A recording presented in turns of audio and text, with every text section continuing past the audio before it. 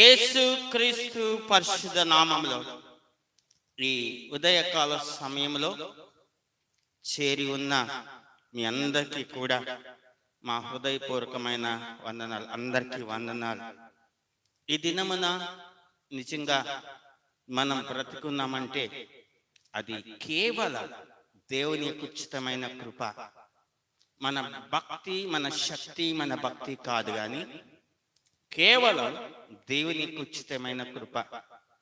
మంచిది. వాస్తవంగా 9:15కి మా లైవ్ ప్రోగ్రామ్ స్టార్ట్ చేస్తామని చెప్పిన నా యొక్క ఆశ ఏంటంటే మరి వాక్యంకి ఎక్కువ టైం ఇవ్వాలి అనే ఉద్దేశంతో నేను చాలా త్వరగా, సాధ్యమైనంత త్వరగా ఈ యొక్క వాక్య పరిచర్య ప్రారంభించాలని ఆశిస్తూ ఉన్నాను. సరే, మంచిది. వాస్తవంగా అయితే మనం ఈ సంవత్సరం ప్రారంభించినప్పటి నుండి ఒక సీరియల్ వైజ్ మనం ప్రసంగాలు వింటూ వస్తూ ఉన్నాం. దేవునితో నడుచుట మొదటి ఆదివారం పార్ట్ 1, రెండవ ఆదివారం పార్ట్ 1 కొనసాగింపు, మూడో ఆదివారం అది పార్ట్ 2 దేవునితో నడుచుట పార్ట్ 2. ఈ ఆదివారం వాస్తవంగా పార్ట్ 2 కొనసాగింపు రావాలి, కానీ మరి మనము గణతంత్ర దినోత్సవం వచ్చేసింది. డిసెంబర్ 26 గణతంత్ర దినోత్సవం వచ్చేసింది, అంటే రిపబ్లిక్ డే వచ్చేసింది. కాబట్టి ఆ సందర్భంగా ఒక ప్రత్యేకమైన సందేశం మీకు అందించాలని ఈరోజు నేను ఆ పార్ట్ 2 కొనసాగింపు నేను మీకు చెప్పడం లేదు, కానీ ఆ గణతంత్ర దినోత్సవం సందర్భంగా వాక్యంలో నుండి ఒక ప్రత్యేకమైన అంశం, ప్రత్యేక సందేశం మీతో పంచుకోవాలని ఆశిస్తూ ఉన్నా. ఈ యూట్యూబ్, ఈ సర్వకృపానిధి మినిస్ట్రీస్ యూట్యూబ్ ఛానల్లో మాతో ఈ కార్యక్రమాన్ని చూస్తున్న మీ అందరికీ, లైవ్లో ఉన్న మీ అందరికీ, లేదా యూట్యూబ్లో ఉన్న మీ అందరికీ కూడా మేము ఈ కార్యక్రమానికి ఆహ్వానిస్తున్నాం. మీ అందరికీ కూడా వందనాలు. మీ అందరి కొరకు కూడా నేను మానక అనుదినం ప్రార్థిస్తూ ఉన్నాను, మీరు మర్చిపోకండి.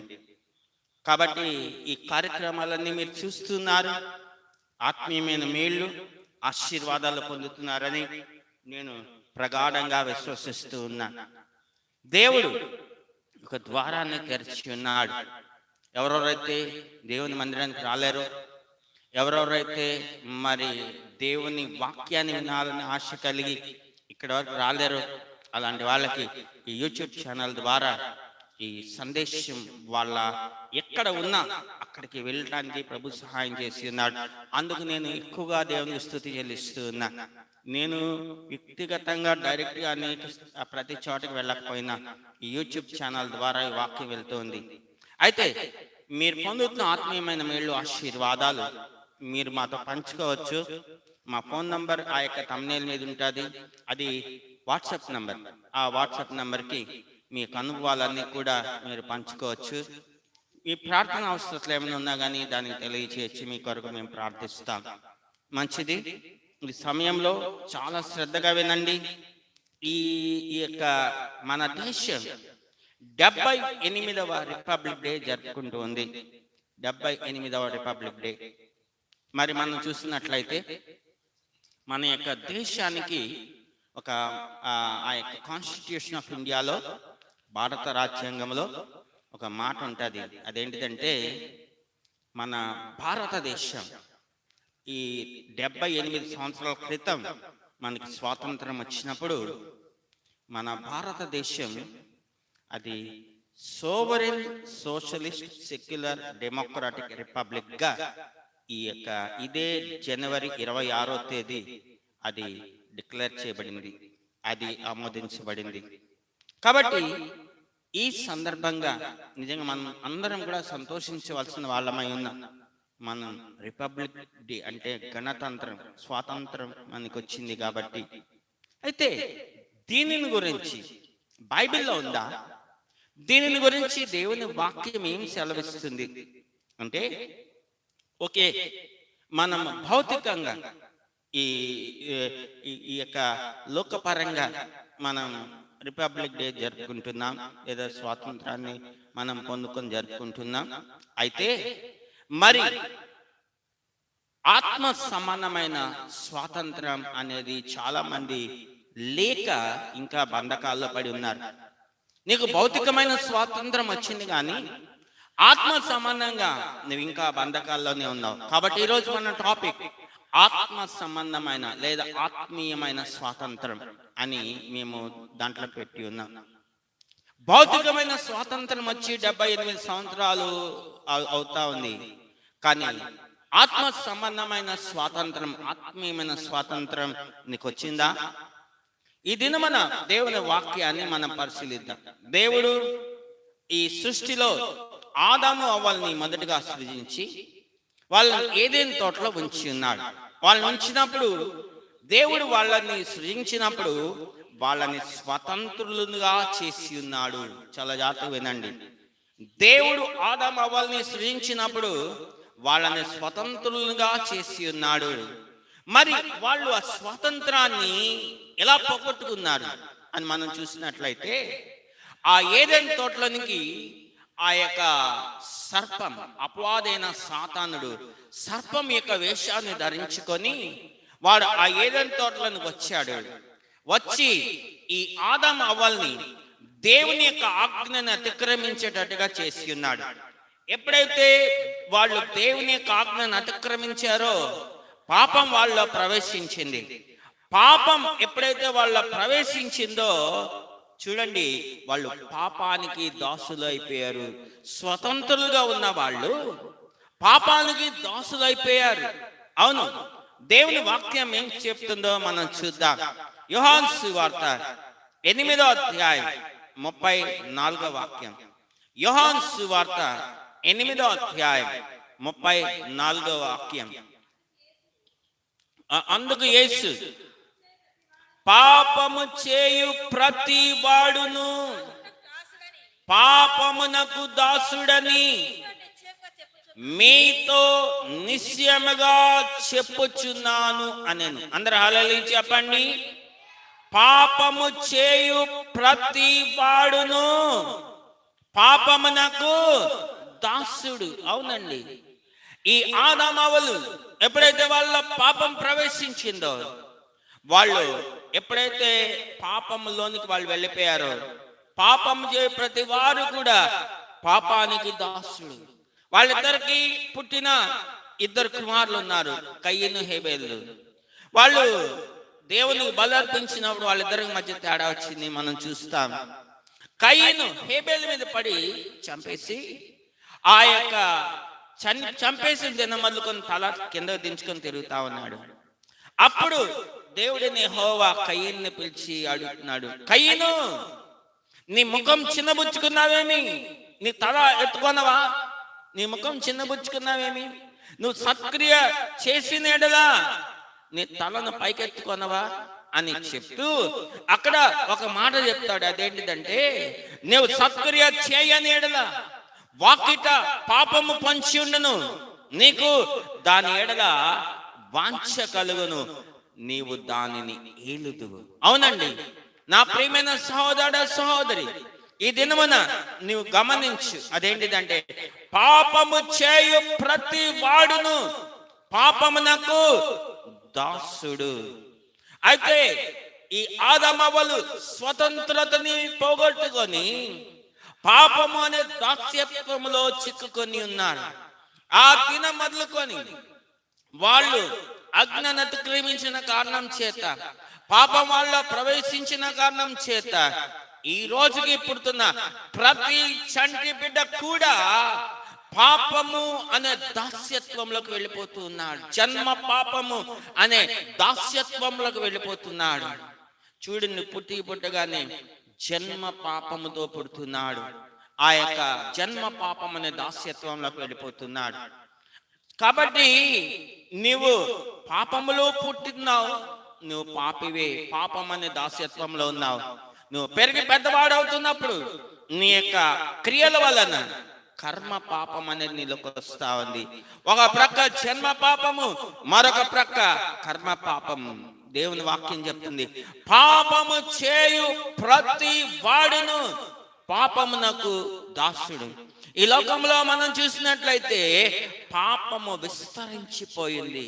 చూడండి, అకాల వర్షాలు వచ్చినా, సునామీలు వచ్చినా, భూకంపాలు వచ్చినా, ప్రకృతి వైపరీత్యాలు ఏదైనా వచ్చినా అందరి నోట్లోంచి వచ్చే మాట ఒకటే, అదేంటిదంటే పాపం పండిందండి అంటారు. ఏం పండిందంట చెప్పండి? పాపం పండిందండి, పాపం విస్తరించిపోయిందండి భూమి మీద.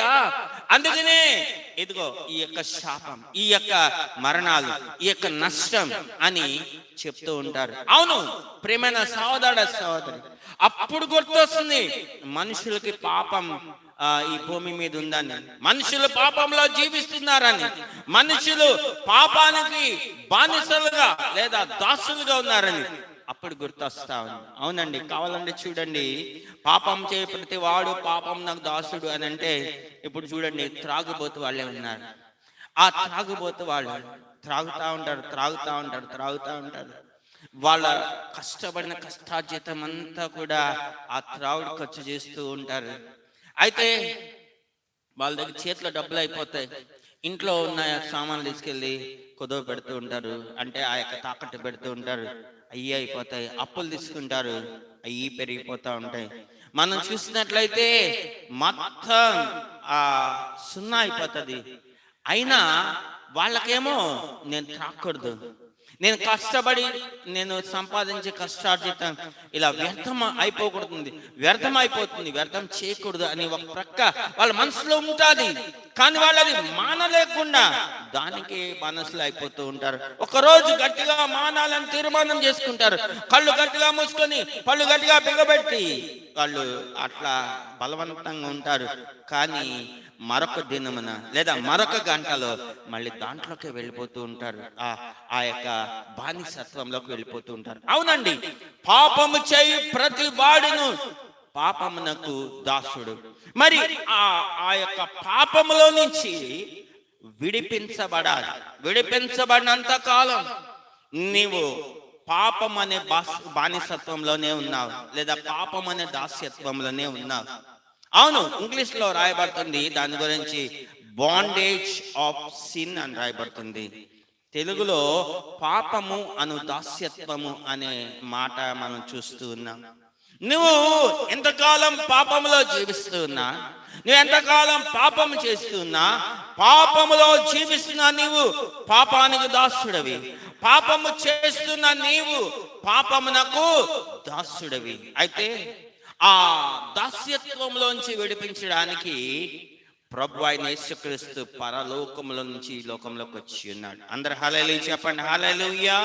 యోహాను సువార్త, ఇదే యోహాను సువార్త ఇందాక చదివిన దాంట్లోనే 8వ అధ్యాయం 36వ వచనాన్ని మనం చూసినట్లయితే, యోహాను సువార్త 8వ అధ్యాయం 36వ వాక్యం, కుమారుడు మిమ్మును స్వతంత్రులుగా చేసిన ఎడల మీరు నిత్యముగా స్వతంత్రులై ఉందురు. అవును, నువ్వు పాపము అనే దాస్యత్వంలో, పాపము అనే బానిసత్వంలో ఈ చిక్కుకుపోయిన నిన్ను స్వతంత్రులుగా చేయటానికి మన ప్రభు అయిన యేసుక్రీస్తు పరలోకంలో నుంచి ఈ భూలోకంలోనికి వచ్చి ఉన్నాడు.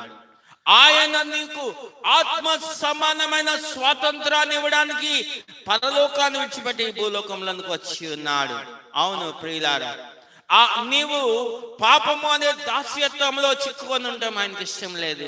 నువ్వు పాపం అనే బానిసత్వంలో ఉండటం ఆయనకి ఇష్టం లేదు. నువ్వు ఆ దాస్యత్వంలోంచి విడిపించబడి నీకు స్వతంత్రతనివ్వడానికి ఆయన పరలోకం నుంచి భూలోకంలోకి వచ్చి ఉన్నాడు. వాస్తవంగా అయితే ఆయన ఒక మాట అనొచ్చు, అరే నేను మిమ్మల్ని స్వతంత్రులుగా చేస్తే మీరు పోయి ఆ పాపం అనే బానిసత్వంలో లేదా దాస్యత్వంలో చిక్కుకున్నారు, మీ కర్మ మీరు అనుభవించండి అని అనొచ్చు. కాదు, మనం పాపం అనే దాస్యత్వంలో చిక్కుబడి ఉండడం లేదా పాపం అనే దాస్యత్వంలో చిక్కుబడి ఉండడం పరలోకమున్న తండ్రికి ఇష్టం లేదు. అందుకనే పరలోకాన్ని విడిచిపెట్టి ఈ భూలోకంలోనికి ఆయన నరవతారిగా వచ్చి ఉన్నాడు. మనల్ని ఆ పాపము అనే దాస్యత్వంలోంచి విడిపించి మనం స్వతంత్రులుగా చేయటానికి. అందుకనే 2026 సంవత్సరాల క్రితం మనందరి నిమిత్తమై కలువరి శిలువలో ఆయన అమూల్యమైన రక్తాన్ని కార్చున్నాడు. తద్వారా మనల్ని పాపంలోంచి విడిపించాలని ఇది నువ్వు అర్థం చేసుకో. చాలా మందికి ఆయన దేవుడు అంటారు, ఆయన పరలోకం నుంచి వచ్చాడు అంటారు. ఓకే, బానే ఉంది. మరి ఆయన సిలువ వేయబడటం ఏంటి? ఆయన చాలా దారుణంగా సిలువలో మరణించడం ఏంటి? సామాన్యమైన మానవుల చేతిలో చిక్కి అంత ఘోరమైన సిలువ మరణాన్ని పొందడం ఏంటి అని చాలా మందికి అర్థం కాక పాపం ఎగతాళిగా ఉంటది ఆయన సిలువ మరణం. కానీ ఈ దినమున ప్రభువైన యేసుక్రీస్తు నీతో చెప్తున్న మాటలు ఏమనంటే, నీకు ఆత్మీయమైన స్వాతంత్రాన్ని ఇవ్వడానికి, నిన్ను పాపం అనే దాస్యత్వంలోంచి విడిపించి నిన్ను స్వతంత్రాలుగా చేయటానికి ఆయన పరలోకం నుంచి భూలోకంలోకి వచ్చి ఉన్నాడు. అందరు హల్లెలూయా చెప్పండి. అవునండి, ఆదాము హవ్వల ద్వారా మనము ఆ యొక్క పాపం అనే దాస్యత్వంలో చిక్కుకొని ఉన్నాం. అయితే ప్రభువైన యేసుక్రీస్తు మనం చదివి ఉన్నాం, కుమారుడు మిమ్మల్ని స్వతంత్రులుగా చేసిన యెడల మీరు నిజముగా స్వతంత్రులై ఉందరు. మనందరినీ కూడా, ఆదాము హవ్వల యొక్క సంతానమైన మనందరినీ కూడా ఆయన ఆ పాపము అనే దాస్యత్వంలో నుండి విడిపించడానికి ఆయన పరలోకాన్ని విడిచిపెట్టి లోకంలోకి వచ్చినాడు. ఆయన మనలను స్వతంత్రులుగా చేస్తున్నాడు. అందరు హల్లెలూయా చెప్పండి. హల్లెలూయా, హల్లెలూయా. ఒకటి మాత్రం గుర్తుపెట్టుకోండి, పాపము అనే దాస్యత్వంలో చిక్కుకోకుండా ఉన్నంత కాలం ఈ ఆదాము హవ్వలు స్వతంత్రులుగానే ఉన్నారు. కానీ ఎప్పుడైతే ఆజ్ఞను అతిక్రమించారో, ఎప్పుడైతే పాపం వల్ల ప్రవేశించిందో, పాపము అనే దాస్యత్వంలో లేదా పాపము అనే బానిసత్వంలో వాళ్ళు చిక్కుకొని వాళ్ళు ఉంటూ ఉన్నారు. వాళ్ళ ద్వారా భూమి మీద అంతా కూడా మనుషులు విస్తరించగా అందరూ పాపం అనే దాస్యత్వంలో చిక్కుకొని ఉండగా ప్రభువైన యేసుక్రీస్తు పరలోకాన్ని విడిచిపెట్టి ఈ లోకంలోకి వచ్చి మనల్ని కూడా ఆయన స్వతంత్రులుగా చేస్తూ ఉన్నాడు. అందరు హల్లెలూయా చెప్పండి. హల్లెలూయా. రెండో విషయం చెప్తా, అదేంటిదంటే ఒక తండ్రికి 2 కుమారులు ఉన్నారు. పెద్ద కుమారుడు చాలా కష్టపడి తండ్రితో కలిసి ఆయన పని చేస్తూ ఉన్నాడు. ఆ తండ్రి చాలా ఉన్నవాడు, మంచి ఆసామి, బాగా ఆస్తిపరుడు. అయినా ఆయన కష్టపడి పనిచేసే తత్వం. అయితే పెద్ద కుమారుడు తండ్రితో కలిసి కష్టపడి పనిచేస్తూ ఉన్నాడు. వాళ్ళకి ఏమేమైతే పనులు ఉన్నాయో ఆ వ్యవసాయమే గాని ఇంకా ఇతర పనులే గాని చేసుకుంటూ ఉన్నారు. కానీ రెండవ కుమారుడు ఉన్నాడు, చిన్న కుమారుడు. వాడికి మాత్రం అసలు ఎంత సోమరితనం అంటే కష్టపడి పని చేయటం అనేది ఇష్టంలే. వాడు ఏం చేయటం ప్రారంభించాడంటే లోకంలో ఉన్న స్నేహితులతో స్నేహం చేయటం ప్రారంభించాడు. చాలా జాగ్రత్తగా గమనించండి. ఈ లోకంలో ఉన్న స్నేహితులతో స్నేహం చేయటం ప్రారంభించాడు. ఎప్పుడైతే స్నేహం చేయటం ప్రారంభించాడో వాడు యొక్క లోక స్నేహం ఎంత ఎక్కువైపోయిందంటే ఆ యొక్క స్నేహితులు చూడండి, ఈడు ఇంట్లోంచి తీసుకుని వెళ్తా ఉంటే డబ్బులు అది ఖర్చు పెట్టి తినటం ప్రారంభించారు. దానికి రుచి మరిగిపోయి వాళ్ళు ఏం చేశారంటే వాళ్ళు ఈ చిన్న కుమారుని ఒత్తిడి చేసి ఇంట్లో నుంచి వచ్చేయి అని ఒత్తిడి చేశారు. ఈ చిన్న కుమారుడు ఒక దినం అకస్మాత్తుగా తండ్రి మీద తిరగబడి తనకు రావాల్సిన వాటా ఆస్తిలో భాగాన్ని విడగొట్టించుకొని అదంతా కూడా సొమ్ము చేసుకుని అమ్ముకొని ఆ డబ్బులు తీసుకొని స్నేహితులతో కలిసి అతడు దూరదేశానికి వెళ్ళిపోతూ ఉన్నాడు. అందరు హల్లెలూయా చెప్పండి. ఆ స్నేహితులు అందరూ కూడా ఒకవేళ ఏమైనా దేవుని బిడ్డలా, ఒకవేళ పరిశుద్ధులా? కాదు. వాళ్ళు లోక సంబంధమైన స్నేహితులు, లోక సంబంధమైన అలవాట్లు, లోక సంబంధమైన ఆ యొక్క వ్యసనాలకి లోనైన వాళ్ళు. ఎప్పుడైతే ఈ చిన్న కుమారుడు చూడండి ఆస్తి తీసుకుని వెళ్తున్నాడు, తండ్రి ఎంతో బతిమలాడాడు. నాయనా, నీకేం ఏమైనా తక్కువ చేశానా? నువ్వు ఇక్కడ ఉంటున్నప్పుడు ఏమైనా తక్కువైందా? నీకు అన్ని కూడా సమృద్ధిగా ఉంటూ ఉన్నాయి కదా, వెళ్ళదురా బాబు, నువ్వు వెళ్తే చాలా నష్టపోతావు, నువ్వు వెళ్తే అన్ని పోగొట్టుకుంటావు అని చెప్తున్నా అతడు లోక స్నేహానికి దాసుడైపోయాడు, లోక స్నేహానికి బానిస అయిపోయాడు. ఆ లోక స్నేహం ఎంతవరకు అతను తీసుకొని వెళ్ళింది అని అంటే, ఆ చిన్న కుమారుడు ఈ లోకంలో ఉన్నదంతా ఏంటి? యోహాను మొదటి పత్రికలో ఏం రాస్తాడు? లోకంలో ఉన్నదంతయు అనగా శరీరాశయు, నేత్రాశయు, జీవపు డంబమును ఇవి తండ్రి వలన కలిగినవి కావు, ఇవి లోక సంబంధమైనవి. అవును, ఆ లోకంలో ఉన్న వాటికి దాసుడైపోయాడు, బానిస అయిపోయాడు. తన ఆస్తిని వేరు చేసుకొని తండ్రి నుంచి దూరంగా వెళ్ళిపోతూ ఉన్నాడు. కాబట్టి నా ప్రేమ సహోదర సహోదరి, చాలా జాగ్రత్తగా గుర్తుపెట్టుకో. లోక స్నేహం నేనేం చేస్తుందంటే ఒక బానిసగా చేసేస్తుంది, నిన్ను తండ్రి ఇంట్లో నుంచి వేరు చేస్తుంది, నిన్ను తండ్రి నుంచి దూరం చేసేస్తుంది. దూరం అయిపోయాడు, వెళ్ళిపోయాడు. ఒకవేళ ఆ డబ్బు తీసుకొని వెళ్ళి ఏమైనా మంచి బిజినెస్ స్టార్ట్ చేసి వ్యాపారం ప్రారంభించి ఏమైనా అభివృద్ధి పొందాడా? కాదు. ఆ డబ్బంతా తీసుకొని వెళ్ళి దుర్వ్యాపారం చేశాడు అని దేవుని వాక్యంలో రాయబడుతుంది. స్నేహితులతో కలిసి అదంతా కూడా తినడం ప్రారంభించాడు. ఇందా చెప్పాను కదా, లోకంలో ఉన్నదంతా శరీరాశ, నేత్రాశ, జీవపు డంబం. అదంతా స్నేహితులందరూ కలిసి తింటున్నారు, త్రాగుతున్నారు, ఆనందిస్తూ ఉన్నారు. అది ఎంతో కాలం అవ్వలేదు, అది చాలా త్వరగా తరిగిపోయింది. ఇప్పుడు ఆ చిన్న కుమారుడు దగ్గర ఉన్న స్నేహితులందరూ పారిపోయారు. కారణం ఏంటంటే వీడి దగ్గర డబ్బులన్నీ మొత్తం అయిపోయాయి. ఇప్పుడు పైసా కూడా చేతిలో లేదు. ఇప్పుడు అందరు కూడా అతన్ని విడిచిపెట్టి వెళ్ళిపోయారు. అవునండి, నీకు ఆరోగ్యం ఉన్నప్పుడు, నీకు ఆయుష్ ఉన్నప్పుడు, నీకు ఆస్తిపాస్తులు ఉన్నప్పుడు, నీకు కలిమి ఉన్నప్పుడు ఈ బెల్లం చుట్టూ ఈగలు వచ్చినట్టు, చీమలు వచ్చినట్టు లోకులందరూ వస్తారు నీ దగ్గరికి. కానీ నువ్వు పోగొట్టుకున్నప్పుడు, నీ చేతిలో ఏమీ లేనప్పుడు ఏ ఒక్కళ్ళు కూడా నీ ముఖం చూడరు. అవును, ఇది నీ జీవితంలో నీకు ఎదురైన అనుభవాలు. అయితే దినం నా ప్రభు మళ్ళీ నీకు గుర్తు చేస్తూ ఉన్నాడు. లోకమే నాకు సమస్తం అని అనుకుంటున్నావు, లోకమే నాకు సర్వస్వం అనుకుంటున్నావు. కానీ ఒకానొక దినాన్న ఈ లోకమంతా కూడా నేను విడిచిపెట్టి వెళ్ళిపోయే దినాలు వచ్చినాయి, రాబోతున్నాయి. ఆల్రెడీ కొంతమందికి వచ్చినాయి, కొంతమందికి రాబోతున్నాయి. అది వచ్చినప్పుడు ఇక ఏం చేయగలరు?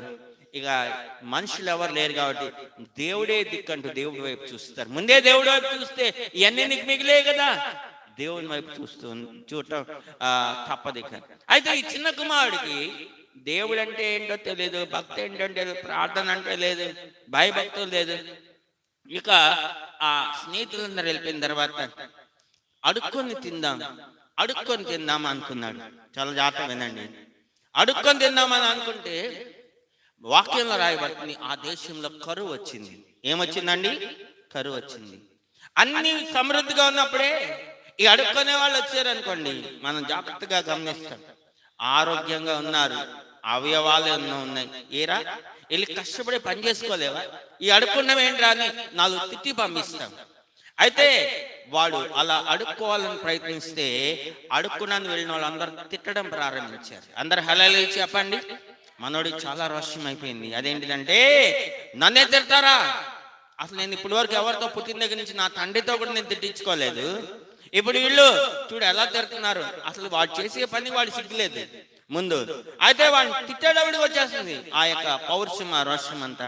అని వాడు ఏం చేశాడంటే, నేను ఎలాగైనా కానీ కష్టపడి నేను పని చేసుకొనైనా బ్రతుకుతా అని ఇక పనుల కోసం వెతకడం ప్రారంభించాడు. చాలా జాగ్రత్త వినండి. ఇంట్లో ఉన్నప్పుడు కనీసం ఇంట్లో పనులైనా చేసేవాడు కాదు. తండ్రి ఏమో వెళ్ళి కష్టపడి పనిచేస్తుండే, అన్నేమో వెళ్ళి కష్టపడి పనిచేస్తుండే, ఒళ్ళు వంచేవాడు కాదు.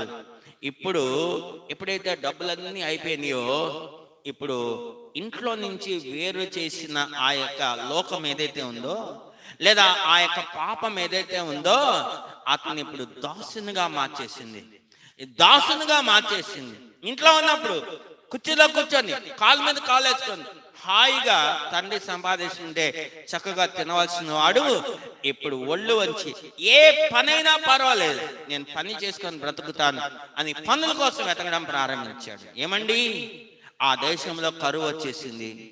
ఎవరు పనాలు చేసుకుంటున్నారు, పని వాళ్ళని పెట్టుకునే దానికి వాళ్ళ దగ్గర డబ్బులు లేదు. వెతికాడు వెతికాడు వెతికాడు, ప్రక్క ఆకలి, కడుపులో ఆకలి బాధ, బాగా ఆకలి వేసిపోతుంది. పనుల కోసం వెతక ఆఖరికి ఒక పని దొరికింది. అదేంటిదంటే పందుల్ని మేపే పని. చూడండి, మంచి ఆసామి యొక్క కుమారుడు ఇప్పుడు పందుల్ని మేపే పని దొరికింది. నిజంగా నన్ను కానీ అడిగితే వాళ్ళ తండ్రి కూడా ఒక ఆసామి, మంచి ఉన్నవాడే. ఎందుకంటే బైబిల్లో రాయబడుతుంది, ఆయన తండ్రి ఇంట్లో అనేకమైన పని వాళ్ళు ఉన్నారు అని రాయబడుతుంది. అనేకమైన పని వాళ్ళు, ఒకళ్ళిద్దరు కాదండి, అనేకమైన పని వాళ్ళు ఉన్నారు. మరి ఎంత ఆసామో చూడండి. అయితే ఇప్పుడు ఈ ఆసామి యొక్క కుమారుడు దూరదేశంలో ఇప్పుడు ఆ యొక్క పందులను మేపే పని దొరికింది. ఈ దినమున కూడా వాక్యాన్ని వింటున్నా నీవు, ఇదిగో డబ్బు నిన్ను ఆకర్షిస్తుండగా విదేశాలకు వెళ్ళి నేను సంపాదిస్తాను అని నువ్వు బయట దేశాలు వెళ్ళిపోయావు. నీ దేశాన్ని దేవుడు ఆశీర్వదించి నీ దేశంలో నువ్వు బ్రతకడానికి దేవుడికి పనిస్తే ఆ పని నువ్వు వద్దని తోసిపాడేసి నువ్వు అనేక బయట దేశాలకు వెళ్ళావు, పడరాని తిప్పలు పడుతున్నావు. జాగ్రత్త, ఇక బతకలేక సావలేక అన్నట్టుగా. అవునండి, నీ దేశంలో నువ్వు ఉంటే నువ్వు ఏ పనైనా చేసుకోవచ్చు, కష్టపడి ఏ పనైనా చేసుకోవచ్చు. ఒకవేళ నీకు రూపాయి కావాలంటే ఎవరైనా నీకు అడ్డేసే వాళ్ళు ఉన్నారు. నువ్వు వెళ్ళిన దేశంలో ఎవరున్నారు? నీకు డబ్బులు అవసరమైంది, నువ్వు వెళ్ళిన దేశంలో ఎవరున్నారు? నీకు ఆకలి అవుతుంది, నేను ఆదుకునే వాళ్ళు ఎవరున్నారు? తిరిగి నీ దేశానికి అంటే భారతదేశానికి ఇండియాకి వచ్చేయాలనుకున్నావు, కానీ నీకు సహాయం చేసేవాడు ఎవడు లేడు. ఎవడి కుటుంబం, ఎవడి సంపాదన, ఎవడి బాధలు వాడికి అయిపోయినాయి. ఆ దేశాల్లో ఉండి ఇదిగో బాధపడుతున్నావు. ఈ ప్రోగ్రామ్ కూడా చూస్తున్నావు నువ్వు, ఇదిగో నాకు ఏదైనా మార్గం సరళం అవుతుందా అని నువ్వు ఇక మనుషుల వైపు చూసే ఎంతకాలం. అయితే వాళ్ళు నీకే సహాయం చేయలేదు. ఈరోజు దేవుని వైపు చూస్తున్నావు. అవును, ఆ బానిసత్వంకి నువ్వు వెళ్ళి చిక్కుకున్నావు. చాలా జాగ్రత్తగా వినండి. ఆదామవ్వలు స్వతంత్రులుగా దేవుడు చేస్తే వాళ్ళు వెళ్ళి ఆ పాపం అనే దాస్యత్వంలో చిక్కుకున్నట్టు ఈ చిన్న కుమారుడు స్వతంత్రుడుగా ఉన్నాడు, ఇంట్లో మంచి అన్నీ ఉన్నాయి. ఈయన ఇంట్లో నుంచి వెళ్ళి కావాలని ఆ దాస్యత్వంలో చిక్కుకున్నట్టు నువ్వు నీ దేశాన్ని విడిచిపెట్టి వెళ్ళిపోయి నీకు దేశం కాని దేశంలో ఉండి నువ్వు చిక్కుకొని ఉన్నా, బంధకాల్లో పడి ఉన్నావు. ఇప్పుడు నేనేం చేయాలి నాకు అర్థం కావట్లేదు. ఆత్మహత్య శరణ్యం అని అనుకుంటున్నావు. ఈ దినమన ఈ వాక్యం ద్వారా ప్రభు నేను దర్శిస్తూ ఉన్నాడు. ఎక్కడైనా నువ్వు బుద్ధి తెచ్చుకో, మారు మనసు పొంది. వాడికండి ఆ చిన్న కుమారుడికి పందులు మేపే ఉద్యోగం వస్తే ఏదో ఒకటి, ఇక ఎవరు నాకు ఏ పని ఇవ్వలేదు, అన్ని రకాల పనుల కోసం వెళ్ళాను, ఇవ్వలేదు. ఇదైనా నేను చేసుకొని నా పొట్ట నింపుకుంటాను అనుకున్నాడు. అయితే ఆ పందులను మేపే ఆ ఉద్యోగం, ఆ పని ద్వారా వస్తున్న జీతం న్యాయంగానే ఇచ్చాడు ఆ యజమాని, అన్యాయంగా ఏమి ఇవ్వలే. కానీ ఆయన ఇచ్చిన జీతం ఈ కుమారుడికి చాలట్లా. ఎందుకు చాలట్లా చెప్పండి? ఎందుకు చాలట్లా? మన దోసపాడులో 20 రూపాయలకి 4 పునుగులు వస్తాయి అనుకోండి, ఇక వద్దంట. ఏం కావాలంట? అక్కడెక్కడో విజయవాడ వెళ్ళి ఆ విజయవాడలో పెద్ద స్టార్ హోటల్లో చెప్పండి అదే 4 పునుగులు 100 రూపాయలు తినాలంట. అందరు హలాలి చెప్పండి. అలాంటి బతుకొచ్చాడు. మరి అలాంటి బతుకొచ్చాడు. మరి ఈ యొక్క యజమాని ఇచ్చిన డబ్బులు ఏం చాలుతాయండి చెప్పండి? 100 రూపాయలు 4 పునుగులు 100 రూపాయలు పెట్టి తిని అంత దర్జా బతకాలి అంటే ఈ జీతం ఎక్కడ చాలుతుంది? ఈయన కష్టపడి పనిచేసిన ఆ డబ్బులు ఎక్కడ చాలుతుంది? ఆ డబ్బులు, ఆ జీతం అతని కడుపు ఎక్కడ నింపుద్ది? చూడండి, దరిద్రతలో ఉన్న చాలా మందికి ఈ యొక్క హంగు ఆర్పాటాలు అనేది విడిచిపెట్టాలి. అందరు హల్లెలూయా చెప్పండి. దరిద్రతలో బాధపడుతూ ఉంటారు, అప్పుల బాధల్లో బాధపడుతూ ఉంటారు, ఆర్థిక పరమైన ఇబ్బందుల్లో కొట్టుమిట్టాడుతూ ఉంటారు. అయినా కానీ చాలా మందికి ఏం కావాలంటే క్లాస్. అందరు చెప్పండి, ఏంటి క్లాస్? ఒరే, నీ క్లాస్ ఏంటి? నీ క్లాస్ దరిద్రత, నీ క్లాస్ అప్పులు, నీ క్లాస్ ఆర్థిక పరమైన ఇబ్బందులు. నేను గమనిస్తూ ఉంటానండి, 34-35 సంవత్సరాలు నేను సేవలో ఉన్నా. చూడండి, డబ్బు లేకపోతే ఎంత ఇబ్బంది పడిపోతారు. డబ్బులు వచ్చినాయి అనుకోండి, ఆ డబ్బు యొక్క విలువ తెలియదు. విచ్చలవిడిగా ఖర్చు పెట్టేస్తూ ఉంటారు చాలా మంది. అందరు హల్లెలూయా చెప్పండి. అరే రేపు ఒకవేళ ఏదైనా ఇబ్బంది అవుతుందేమో, జాగ్రత్తగా ఖర్చు పెట్టుకున్నాం అని ఖర్చు పెట్టు. డబ్బు వచ్చింది, ఆ డబ్బుని ఎట్లాగైనా అవగొట్టేయాల్సిందే. అందరు హల్లెలూయా చెప్పండి. నీ ఆర్థికపరమైన దరిద్రతకి కారణం ఇదిగో నీ ఖర్చులు. నీ స్థితి ఏంటి, నువ్వేంటి, నువ్వు గమనించుకొని నీ స్థితికి తగినట్లుగా నీ కష్టార్జితాన్ని ఖర్చు పెట్టుకుంటే అది ఆశీర్వాదాన్ని ఇస్తుంది. అందరు హల్లెలూయా చెప్పండి. మళ్ళీ ఒకటి, దేవుణ్ణి నమ్ముకున్న తర్వాత నీ బ్రతుకుని బట్టి, నీ పరిస్థితిని బట్టి దేవుని నామం ఘనపరచబడాలన్నా నీ చేతిలోనే ఉంది. దేవుని నామం అవమానపరచబడాలన్నా చెప్పండి నీ చేతిలోనే ఉంది. వాళ్ళు దేవుడిని నమ్ముకున్నారా? చూడరా వాళ్ళు ఎంత ఆర్థికంగా ఇబ్బందులు గురి అవుతున్నారు, ఎంత అప్పుల బాధలు అయిపోయినాయో, ఎంత కఠినమైన ఇబ్బందులకి రోగాలకు పాలైపోయారని. నిజంగా నీ మూలంగా దేవుని యొక్క నామం అన్య జనులలో అవమానపరచబడుతుంది. ఇది నువ్వు గ్రహిస్తున్నావా? చూడండి, ఈ చిన్న కుమారుడు వెళ్ళాడు, పందుల్ని మేపుతున్నాడు. ఆ యజమాని ఇచ్చే జీతం అతని యొక్క కడుపు నిండట్ల. కడుపు కాలితే దేవుడు జ్ఞాపకం వస్తాడు. అందరు హల్లెలూయా చెప్పండి. కడుపు కాలినప్పుడు చెప్పండి దేవుడు జ్ఞాపకం వస్తాడు. ఈ మాట నేను రెండోసారి చెప్తున్నప్పుడు ఎందుకు చెప్తున్నా అంటే, ప్రభు ఒక మాటని నాకు చెప్పమని చెప్తున్నాడు. సామెతల గ్రంథంలో సొలొమోను రాస్తాడు, ప్రభా నాకు కడుపు నిండింది అనుకో, నేను కడుపు నిండిన వాడనై నేను విసర్జించి యెహోవా ఎవడని నేను అంటానేమో అంటున్నాడు. అందరు హల్లెలూయా చెప్పండి. కడుపు నిండితే దేవుణ్ణి విసర్జించి యెహోవా ఎవడని అంటావు, కానీ కడుపు కాలితే దేవుడు జ్ఞాపకం వస్తాడు. అందరు హల్లెలూయా చెప్పండి. హల్లెలూయా. ఈ దినమున చూడండి, ఈ చిన్న కుమారుడికి కడుపు కాలుతున్నప్పుడు బైబిల్లో రాయబడుతుంది, అతనికి బుద్ధి వచ్చింది అంట. ఏమొచ్చిందండి చెప్పాలి అందరు? ఏమొచ్చింది? బైబిల్లో ఒక రాజు ఉన్నాడండి. నాకు రిఫరెన్స్ చూపించి చదివించి చెప్పడానికి టైం లేదు, చెప్పేస్తున్నాను. నాకు చాలా ఫాస్ట్గా ఉండాలి, ఎందుకంటే ఈ దినము ఈ పార్ట్ 1 ఆత్మీయమైన స్వాతంత్రం పార్ట్ 1 ఇది. పార్ట్ 2 వచ్చి ఆగస్టు 15వ తేదీ ఆ ఇండిపెండెన్స్ డే సందర్భంగా నేను పార్ట్ 2 చెప్తాను. అయితే ఇక్కడ మనం చూసినట్టు బైబిల్లో ఒక రాజు ఉన్నాడండి. ఆ రాజుకి దేవుడు మంచి రాజ్యం ఇచ్చాడు, మంచి సింహాసనం ఇచ్చాడు. ఆ రాజుకి దేవుడు విస్తారమైన డబ్బు ఇచ్చాడు, అన్నీ ఇచ్చాడు. ఇస్తే ఆ రాజు దేవుని మహిమపరచకుండా ఘనపరచకుండా అదన్నీ చూసుకొని నేను నేను నేను నేను అంటం ప్రారంభించాడు.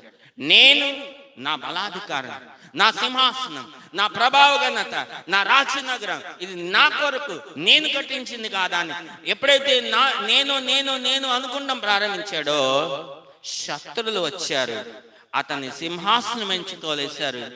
ఎక్కడికి తోలేశారంటే అడవిలోకి తోలేశారు. ఈ అడవిలోకి వెళ్ళిపోయి ఆ రాజు కొంతకాలం అడవి జంతువులతో కలిసి గడ్డి మేయడం ప్రారంభించాడు. అందరు హల్లెలూయా చెప్పండి. చక్కగా దేవుడిచ్చి ఆహారం తింటున్నప్పుడు బుద్ధి ఉండదు, ఉన్న బుద్ధి పోతుంది. ఎప్పుడైతే వెళ్ళి గడ్డి తినడం ప్రారంభించాడు, ఆ దానియేలు గ్రంథంలో ఉంటుంది, చదువుకోండి. నేను ఏంటంటే ఇప్పుడు చెప్పగానే రెఫరెన్స్ బైబిల్ తిరిగేస్తూ ఉంటాను, నా టైం లేదు అందుకే చెప్తున్నా. ఆ దానియేలు గ్రంథంలో ఉంటుంది, గమనించండి. అతడు కొంతకాలం గడ్డి తిన్న తర్వాత అతనికి బుద్ధి వచ్చిందంటే. అందరు హల్లెలూయా చెప్పండి. ఈ మాట రాయబడుతుంది అక్కడ. అతనికి బుద్ధి వచ్చింది. ఏం బుద్ధి? అసలు నేను ఎవరిని, అసలు నేను ఇప్పుడు ఎక్కడున్నా, నేను ఎక్కడుండాలి? సింహాసనం మీద ఉండాలి. నేను ఎక్కడున్నా చెప్పండి? అడవిలో అడవి జంతువులతో కలిసి గడ్డి మేస్తున్నా, నేను ఉండవలసిన స్థానం ఇది కాదు అని కొన్ని దినములు గడ్డి మేసిన తర్వాత బుద్ధి వచ్చిందంట. బుద్ధి వచ్చి అతడు పశ్చాత్తాపడి అతడు దేవుని క్షమాపణ అడిగి అతనికి తిరిగి మానవ బుద్ధి వచ్చిన తర్వాత దేవుడు అతనికి పోగొట్టుకున్నవన్నీ కూడా తిరిగిస్తున్నాడు. అలాగే ఈ చిన్న కుమారుడికి బుద్ధి వచ్చింది. అరే, నేను ఒక దాసుడిగా ఉన్నా, నా యజమానుడు ఇస్తున్న జీతం నా కడుపు నిండట్లా. అయితే నా చూడండి, అతని బుద్ధి వచ్చినప్పుడు అతని తండ్రి జ్ఞాపకం వస్తా ఉంది. అందరు హల్లెలూయా చెప్పండి. హల్లెలూయా, హల్లెలూయా. బుద్ధి రానంత కాలం పాపములో ఉన్నాడు, పాపమునకు దాసుడుగా ఉన్నాడు. బుద్ధి వచ్చినప్పుడు, పాపం అతన్ని దాసుడుగా చేసిన తర్వాత, అతనికి బుద్ధి వచ్చినప్పుడు తన తండ్రి జ్ఞాపకం వస్తా ఉంది. నేను ఎలాగైనా కానీ నా తండ్రి ఇంటికి వెళ్ళిపోతా, ఇక నేను కుమారుడుగా ఉంటాను, నాకు అర్హత లేదు. నా తండ్రి యొక్క ఇంట్లో ఉన్న దాసుల్లో ఒక దాసునుగా చేరతా. అందరు హల్లెలూయా చెప్పండి. పాపము చేయి ప్రతివాడు పాపమునకు దాసుడు. పాపం అనే దాస్యత్వంలో ఉన్న వాడికి నేను కుమారుడిని అని ఆలోచన రాట్ల, ఆ జ్ఞానం రాట్ల. నేను పాపంలో ఉన్నాను కాబట్టి, నా తండ్రి ఇంటికి దూరంగా ఉన్నాను కాబట్టి, పాపం అనే దాస్యత్వంలో చిక్కుకొని ఉన్నాను కాబట్టి, నేను నా తండ్రి ఇంటికి వెళ్ళినా నేను దాసుడని అనుకుంటున్నాడు. అందరు హల్లెలూయా చెప్పండి.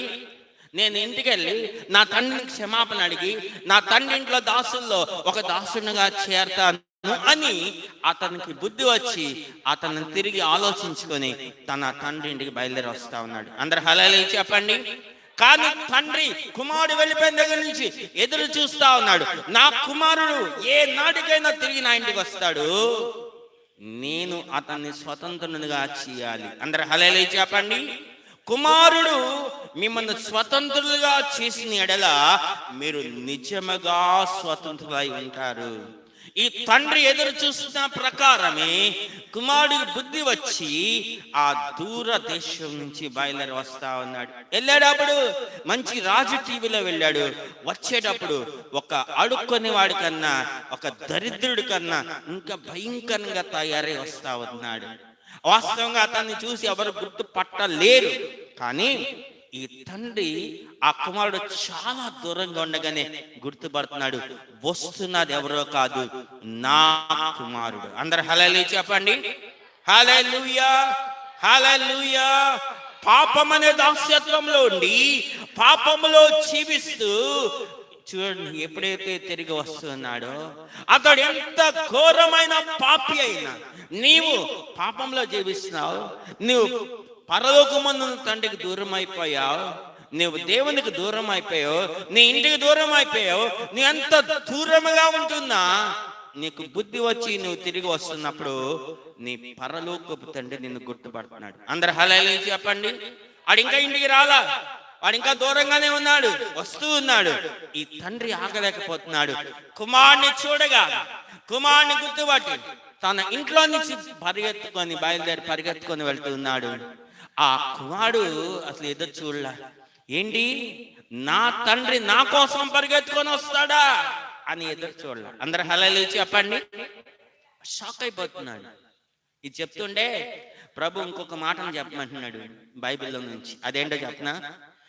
చిన్న కుమారుడు తండ్రిని మోసం చేసి, బావినండి, తండ్రిని మోసం చేసి, అన్నని మోసం చేసి, తండ్రి అన్నకి ఇస్తాను అన్న ఆశీర్వాదాలు దొంగిలించుకొని వెళ్ళిపోయాడండి. అందరు హల్లెలూయా చెప్పండి. వెళ్ళిపోయాడు. చాలా, ఆయన కూడా దూరదేశం వెళ్ళిపోయాడు. వాళ్ళ మేనమామ గారు ఊరు వెళ్ళిపోయాడు. అక్కడ ఆ మేనమామ గారి ఊరిలో కొలువు చేసి ఆయన ఆ మేనమామ యొక్క కుమార్తెను వివాహం చేసుకొని పిల్లల్ని కానీ ఇక ఆస్తిని సంపాదించుకొని ఆస్తంతా తీసుకొని తన ఇంటికి తాను వస్తా ఉన్నాడు. అందరు హల్లెలూయా చెప్పండి. ఆయన దారిలో ఉండగానే ఆయనకి ఒక సమాచారం వచ్చింది. ఏంటంటే, నీ అన్నయ్యైన ఏశావు నిన్ను ఎదుర్కొనడానికి వస్తున్నాడు. అందరు హల్లెలూయా చెప్పండి. ఈయనకి షాక్ అయిపోయింది. ఎందుకు షాక్ అయిపోయింది? ఆయనకి రావాల్సిన ఆశీర్వాదాలు నేను దొంగిలించి తీసుకెళ్ళిపోయాను కాబట్టి, నేను వెళ్ళిన దగ్గర నుంచి పగ సాధించడానికి ఎదురు చూస్తున్నాడు. ఇప్పుడు ఆయన వస్తున్నాడు అంటే ఏం చేస్తాడు చెప్పరే? ఏం చేస్తాడు? నన్ను చంపేస్తాడు, నా ఆస్తి అంతా సర్వ నాశనం చేసేస్తాడు, నన్ను బతకనివ్వడు. అందరు హల్లెలూయా చెప్పండి. వాస్తవంగా ఆయన తెలియదు అన్న ఎందుకు వస్తున్నాడు, ఆయన తెలియదు. అందుకనే అన్నని శాంతిపరచడానికి తన ఆస్తిని భాగాలు చేసేసి అన్న కోసం ఆయన అడగలేదండి, పెట్టలే. ఆయన అడగకుండా నేను ఏం చేస్తున్నాడు, అయ్యా ఈ కానుక తీసుకొని నా ప్రాణాన్ని కాపాడు అని బేరం రాజీ పడడానికి ఆయన సంపాదించిన ఆస్తిని విడగొట్టి అన్నకి అడగకుండానే పంపిస్తున్నాడు. అందరు హల్లెలూయా చెప్పండి. అన్న తమ్ముడి యొక్క ఆస్తి కోసం రాలా, అన్న తమ్ముడి యొక్క ప్రాణం తీయడానికి రాట్లా, తమ్ముడు వస్తున్నాడని వస్తా ఉన్నాడు. గమనించండి పిల్లలు, ఈ యొక్క చిన్న కుమారుడు ఎదురు చూడలా. నేను నా తండ్రి ఇంటికి వెళ్తే నా తండ్రి నన్ను రిసీవ్ చేసుకుంటాడో లేదో, నన్ను చేర్చుకుంటాడో లేదు, కనీసం నేనేమో ఒక పనివాడుగా చేరాలనుకుంటున్నా, చేర్చుకుంటాడు. ఎందుకు డౌట్ వచ్చింది అంటే తండ్రికి ప్రేమ ఉండొచ్చు కానీ అన్నకి లేదు కదా. అందరు హల్లెలూయా చెప్పండి. తండ్రి చేర్చుకుంటా అంటే అన్నట్టు పడతాడేమో, ఎక్కడ పడనివ్వడు అని డౌట్ రావచ్చు. అయినా తండ్రి మాత్రం చూడండి, ఎవ్వరు ఏమనుకున్నా నా కుమారుడే. అందరు హల్లెలూయా చెప్పండి. అవునండి, అలా చూస్తారండి మనందరినీ కూడా. దేవుని వాక్యం చెప్తుంది, ఈ భూమికి పునాది వేయక ముందే తనకు కుమారులుగా స్వీకరించడానికి ఆయన మనల్ని తన చిత్తంలో ఏర్పాటు చేసుకొని ఈ భూమి మీద మనల్ని పుట్టించాడు అని ఎఫెసీ పత్రిక 1వ అధ్యాయం 4-6 వచనాల్లో ఉంది. అందరు హల్లెలూయా చెప్పండి. తన చిత్త ప్రకారమైన దయా సంకల్పము చొప్పున ఈ జగత్ పునాది వేయబడక మునిపే ఆయన మనల్ని తన యొక్క ఏర్పాట్లో ఆయన ఏర్పాటు చేసుకున్నాడు, తన కుమారులుగా చేసుకోవాలని. సరే, తండ్రి పరిగెత్తుకొని వెళ్ళాడు. ఈ కుమారుడు అనుకుంటున్నాడు, నా తండ్రి నన్ను కొడతాడేమో, ఖచ్చితంగా ఇష్టం వచ్చినట్టుగా కొడతాడేమో, తిడతాడేమో అనుకుంటున్నాడు. ఈ తండ్రి కొట్టాలా తిట్టాలా? అందరు హల్లెలూయా చెప్పండి. కొట్టాలా చెప్పండి, తిట్టాలా? అవును, నువ్వు పరలోకమన్న ఉన్న తండ్రికి దూరం అయిపోయావు కాదు. ఆయన పరలోకం నుంచి భూలోకంలోకి వచ్చి ఆయన 2026 సంవత్సరాల క్రితం తన 2 చేతులు చాపి ఆయన పిలుస్తూ ఉన్నాడు, ప్రయాసపడి భారము మోసుకొని చిన్న సమస్తమైన వారలారా నా యొద్దకు రండి, నేను మీకు విశ్రాంతిని కలుగజేస్తాను. ఆయన నిన్ను పిలిచింది నేను తిట్టడానికి కొట్టడానికి కాదు. అందరు హల్లెలూయా చెప్పండి. ఆయన నిన్ను పిలుస్తున్నది తిట్టడానికి కొట్టడానికి కాదు. అది మొదటి పాయింట్ గుర్తుపెట్టుకో. అయితే ఆయన ఒకసారి సువార్త పరిచయం చేసినప్పుడు కూడా ఆయన యెరూషలేమును చూసి బిగ్గరగా కేక వేస్తూ ఉన్నాడు, యెరూషలేమా యెరూషలేమా, ప్రవక్తలను చంపొచ్చు, నీ ఎద్దకు పంపబడుచున్న వాళ్ళని రాళ్లతో కొట్టుచు ఉండుదానా. కోడి తన రెక్కల క్రిందకు తన పిల్లల్ని చేర్చుకోవాలని ఎలా ఆశిస్తుందో అలాగే ఎన్నో మార్లు నేను నిన్ను చేర్చుకోవాలని ఉంటుంది కానీ మీరు రానొల్లకపోతుంది అంటున్నాడు. అందరు హల్లెలూయా చెప్పండి. అవునండి, ఆ కోడి తన రెక్కలు చాపి అదో రకంగా అరిచేదెందుకు, తన పిల్లలకి రక్షణనివ్వాలని, కాపుదల ఇవ్వాలని, అంతేగాని తన పిల్లల్ని కొట్టాలి తిట్టాలని కాదండి. అయితే చిన్న కుమారుడు వస్తే తండ్రి అతడు దూరంగా ఉండగానే పరిగెత్తుకొని వెళ్ళి అతన్ని పట్టుకొని కౌగలించుకొని అతని మెడ మీద పడి అతన్ని కౌగలించుకొని ముద్దు పెట్టుకుంటున్నాడు. అందరు హల్లెలూయా చెప్పండి. తండ్రి ఏమో మంచి రాజకీయంలో ఉన్నాడు, కుమారుడేమో ఒక దరిద్రుడి కన్నా ఇంకా ఘోరంగా ఉన్నాడు. అంత మురికి వాడు, అంత దరిద్రుడి మీద పడి కౌగులించుకొని ముద్దు పెట్టుకోవాలంటే మీరు ఆలోచించండి. ఏమో కరోనా వచ్చిందేమో, ఏమొచ్చిందేమో చెప్పండి, కరోనా వచ్చిందేమో, చాలా దూరంగా ఉన్నాడు కదా. ఇప్పుడు అంతా అదే కదండి. ఇప్పుడు ఎవరి తగ్గినా కరోనా మళ్ళీ వచ్చిందేమో అని చాలా భయపడిపోతూ ఉంటారు. ఈ రోజు కూడా చేతులు కడుక్కోవాలి, ఈ రోజు కూడా శుభ్రత పాటించాలి, లేకపోతే కరోనా వచ్చేస్తుంది, రోగాలు వచ్చేస్తుంది భయ. కానీ ఆ తండ్రి అలా ఏం ఆలోచించలేదండి. ఆ మెడ మీద పడి ముద్దు పెట్టుకుంటున్నాడు. ఈ చిన్న కుమారుడేమో తండ్రి కాళ్ళ మీద పడి తండ్రి, పరలోకమందున తండ్రికి భూమి మీద ఉన్న నీకు విరోధంగా నేను పాపం చేశాను, ఇక మీదట నీవు నన్ను కుమారుడుగా చేర్చుకోదయ్యా, నువ్వు నన్ను దాసుడుగా చేర్చుకో. అవునండి, ఈయన పాపంలో ఉన్నాడు కాబట్టి, ఈ పాపము చే ప్రతి వాడు పాపం నాకు దాసుడు కాబట్టి ఇప్పుడు ఇతడు కుమారుడు అనే ఆలోచన రాట్లా, కుమారుడుగా ఆలోచించట్లా, నేను దాసుడని అని ఒప్పుకుంటున్నాడు. అందరు హల్లెలూయా చెప్పండి. నేను దాసుడని నీ ఇంట్లో ఉన్నా ఇప్పుడు నేను కుమారుడు అనిపించుకోవడానికి నాకు అర్హత లేదు, నేను దాసుడిని. అయితే ఆ తండ్రి ఆ దాస్యత్వంలోంచి విడిపించి కుమారుని పని వాళ్ళని పిలిచి అంటున్నాడు, అరే మంచి బట్టలు తీసుకురండి రా, మంచిగా ఈయన తీసుకెళ్ళి స్నానం చేయించండి రా, ఆ పెరిగిపోయిన గడ్డం, ఆ పెరిగిపోయిన మీసాలు, ఆ పెరిగిపోయిన చుట్టూ మంచిగా క్షారం చేయించండి రా, ఈయన మంచిగా స్నానం చేసి మంచి బట్టలు వేసి మంచి చెప్పులు వేయండి రా, మనమందరం కూడా సంతోషించి ఆనందిద్దాం. అందరు హల్లెలూయా చెప్పండి, హల్లెలూయా. ఎందుకని ఈ నా కుమారుడు, అక్కడ నాకు అది కూడా చదివించడం టైం లేదు, ఆయన దాసుడు అంటలేదండి, ఈ నా కుమారుడు చనిపోయి తిరిగి బ్రతికాడు, తప్పిపోయి తిరిగి దొరికాడు. అందరు హల్లెలూయా చెప్పండి. అందుకనే మనమందరం కూడా సంతోషించి ఆనందించాలి అంటున్నాడు.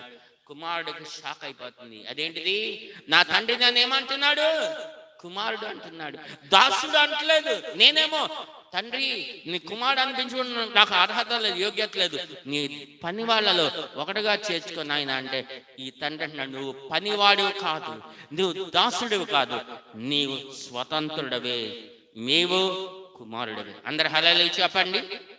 ఆదము అవ్వలు స్వతంత్రులుగా చేస్తే వాళ్ళు పాపం అనే దాస్యత్వంలో చిక్కుకున్నారు. వాళ్ళ ద్వారా ఈ భూమి మీద ఉన్న మనుషులందరూ పాపం అనే దాస్యత్వంలోకి వెళ్ళిపోయారు. ప్రభువైన యేసుక్రీస్తు వచ్చి మనందరినీ స్వతంత్రులుగా చేస్తున్నాడు. ఇక్కడ చిన్న కుమారుడు స్వతంత్రుడుగా ఇంట్లో ఉన్నాడు. అతడు దూరదేశం వెళ్ళిపోయి స్నేహితులు యొక్క సహవాసంలోనే వెళ్ళిపోయి అతడు కూడా పాపం అనే దాస్యత్వంలో చిక్కుకుపోయాడు. తన సొంత తండ్రి అతన్ని స్వతంత్రుడుగా చేస్తున్నాడు. అందరు హల్లెలూయా చెప్పండి. తిరిగి తన కుమారునిగా చేస్తున్నాడు. మూడో విషయం చెప్తా, అదేంటిదంటే ఇశ్రాయేలీయులు ఉన్నారండి, అదే మన తాతలు మన పితరులు. ఆ ఇశ్రాయేలీయులు ఆ రోజుల్లో వాళ్ళు ఉంటున్న కనానులో కరువు వచ్చింది. ఏమొచ్చిందండి చెప్పండి? కరువు వచ్చింది. వాళ్ళు తినడానికి ఆహారం లేదు. ఆహారం ఎక్కడుందా అని వెతికితే ఆ కనాను దగ్గరే ఉన్న ఐగుప్తులో ఉంది. ఎందుకంటే అక్కడ యోసేపు ఉన్నాడు. దేవుడు ముందుగా బయలుపరిస్తే ఆ మంచిగా ధాన్యం అంతా ఆహారం అంతా సమకూర్చి పెట్టాడు యోసేపు. ఆ యోసేపు ఈ కనాను వాడే, అది వాళ్ళకి తెలియదు పాపం. అయితే జరిగింది ఏంటంటే యోసేపు యొక్క అన్న తమ్ముళ్ళు, అదే యాకోబు యొక్క కుమారులు, 12 మంది కుమారులు, వాళ్ళలో యోసేపు ఒకడు. అయితే యోసేపు యొక్క అన్నలు అక్కడికి వచ్చి ప్రతిసారి రావడం, ఆహారాన్ని కొనుక్కుండా వెళ్ళటం, రావడం, ఆహారాన్ని కొనుక్కుండా వెళ్ళటం. వాళ్ళ దగ్గర చూడండి అలా పరిస్థితి వస్తా ఉన్నప్పుడు యోసేపే ఫరోకు చెప్పి మాటికి వీళ్ళు ఎక్కడ వచ్చి పోతారు, వీళ్ళు నా వాళ్ళు కదా అని వాళ్ళందరినీ కూడా కనాన్లోంచి తీసుకొని వచ్చి ఐగుప్తులో పెట్టాడు. అందరు హల్లెలూయా చెప్పండి. గోషేను అనే ప్రాంతంలో పెట్టాడు. యోసేపు పాపం వాళ్ళకి కరువు కాలంలో పోషించబడతారని పెట్టాడు. పెడితే వాళ్ళు అక్కడ సెటిల్ అయిపోయారు. సెటిల్ అయిపోయిన తర్వాత చాలా జాగ్రత్త వినండి, ఐగుప్తు అనేది పాపానికి శాపానికి గుర్తు. ఆ పాపములో శాపములో వాళ్ళు అక్కడ సెటిల్ అయిపోయారు. అయితే వాళ్ళు పాపము అనే ఆ యొక్క పాపములో ఉన్న ఆ మగ్గిపోతున్న ఆ దేశంలో సెటిల్ అయిపోయారు. వాళ్ళు అక్కడ ఉండడం దేవుని చిత్తం కాదు. అందరు హల్లెలూయా చెప్పండి. అవును, వాళ్ళు అక్కడ ఉండడం దేవుని యొక్క చిత్తం కాదు. వాళ్ళు ఆ దేశంలో ఉంటున్నప్పుడు సరే వాళ్ళని తీసుకొని రావడానికి కారణమైన యోసేపు చనిపోయాడు. అలాగే యోసేపు కాలంలో ఉన్న ఫరో చనిపోయాడు. అయితే ఫరో చనిపోయిన తర్వాత వేరొక రాజు వచ్చాడు. నేను మీతో గతంలో చెప్పా, ఐగుప్తుని పరిపాలించిన రాజులు ఎవడైనా కానీ వాడిని ఫరో అనేవాళ్ళు, ఫరో అంటారు. అందరు హల్లెలూయా చెప్పండి.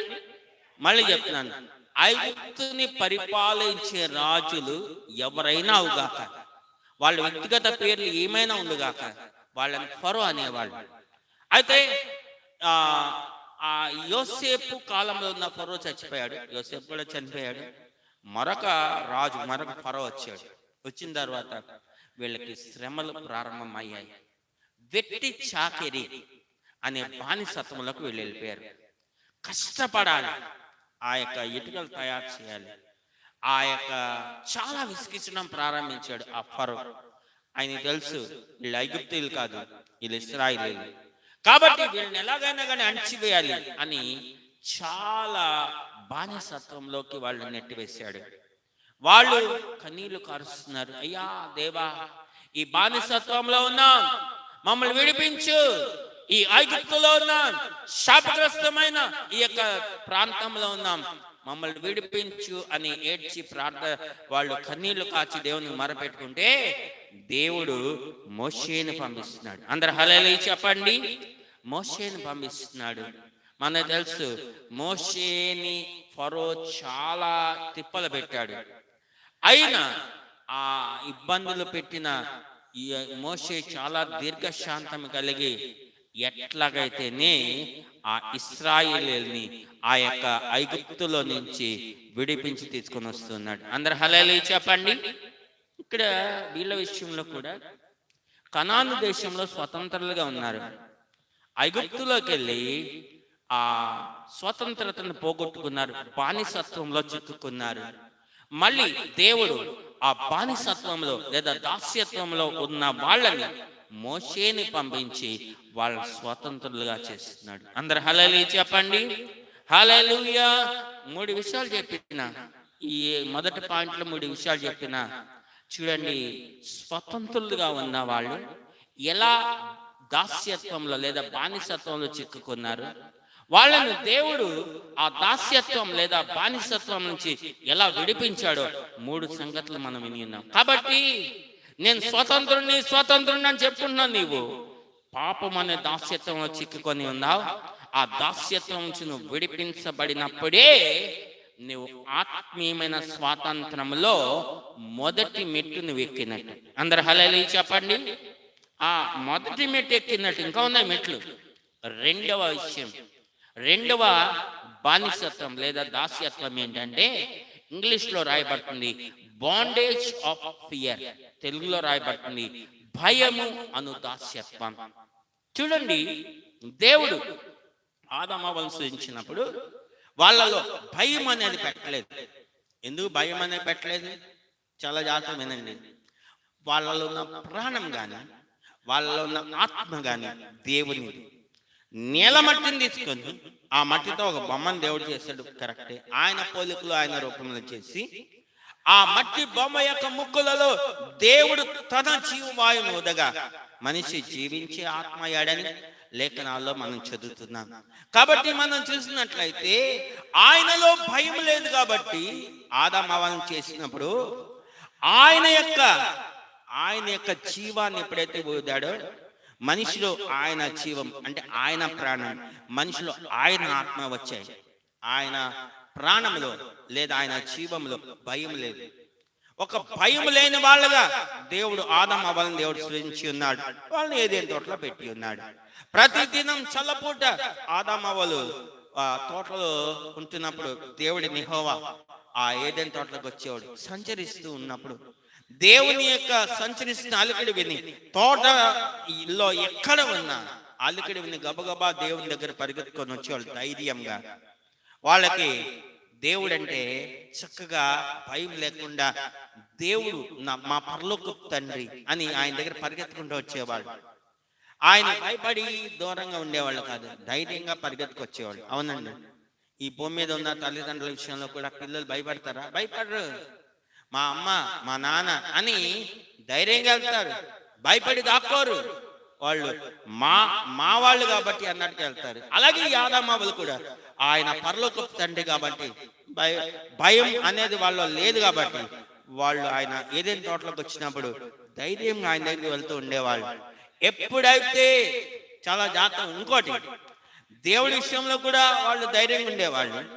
ఈ సృష్టిలో ఉన్న అన్ని కూడా జంతువులే గాని పక్షులే గాని పురుగులే గాని ఏ విషయంలో కూడా దేనికి కూడా వాళ్ళు భయపడేవాళ్ళు కాదు. వాటికి భయపడేది అనేది లేదు వాళ్ళలో. దేవుడు భయం అనేది వాళ్ళ పెట్ల.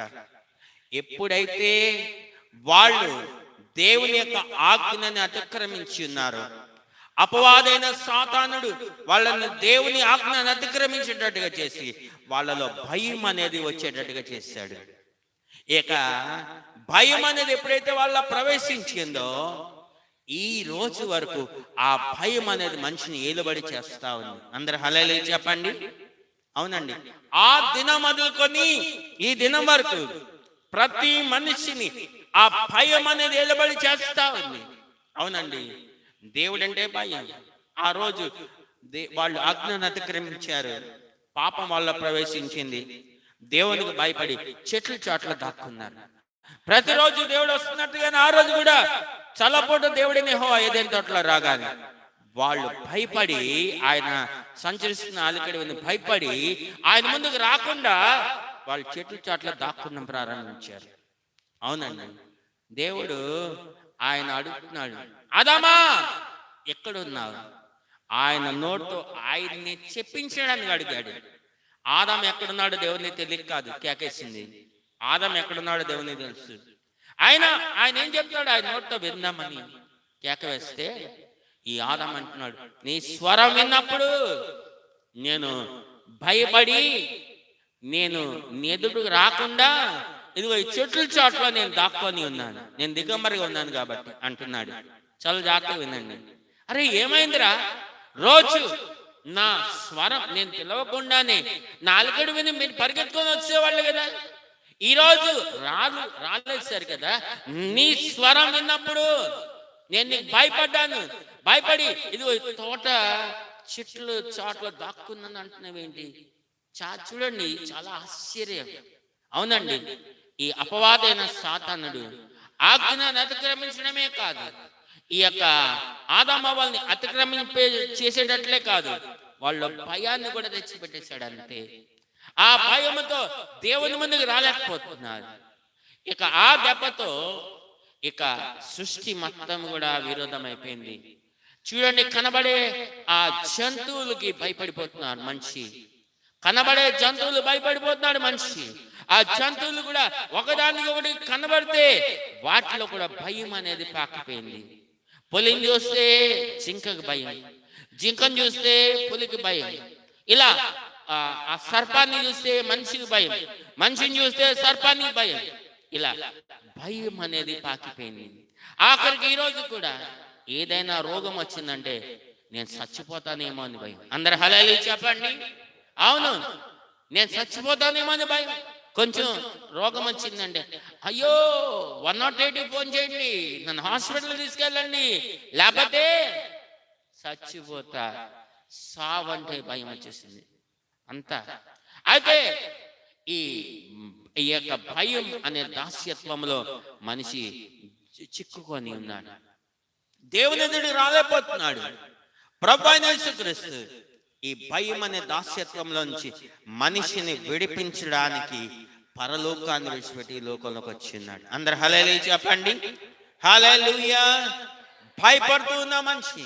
మొన్న క్రిస్మస్ అప్పుడు నేను మెసేజ్ ఇచ్చిన దాంట్లో చూసుకోండి, ఒక యేసు ప్రభు ఈ లోకంలోకి ఎందుకు వచ్చాడని దాంట్లో ఇది క్లియర్గా ఉంటుంది. ఆ భయం గురించి కొన్ని సిరీస్ మెసేజెస్ ఉన్నాయి చూడండి. ఒకటి మరియా భయపడుతుంది, మరియా భయపడకము అంటున్నాడు దేవదూత.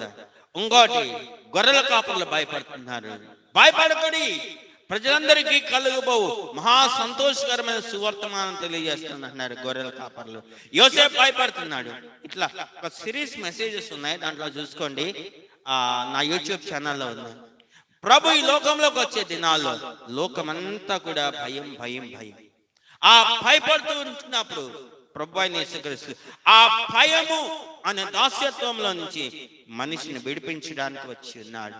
అవునండి, అందుకని మనం చూద్దాం.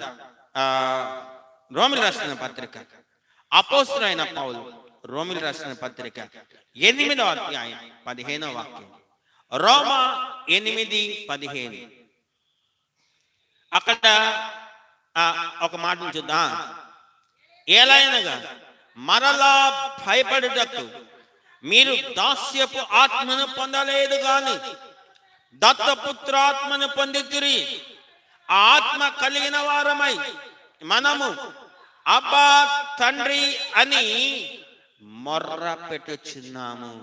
ఏమండి, మీరే చెప్పారు కదా, దేవుడు మనిషిలో భయం పెట్టలేదు, దేవుడు ఆ మనిషి మట్టి బొమ్మ యొక్క ముక్కలలో దేవుడు తన జీవాన్ని ఊదినప్పుడు మనిషిలోనికి ప్రాణం వచ్చింది, మనిషిలోకి దేవుని యొక్క ఆత్మ వచ్చిందని మీరే చెప్పారు కదా.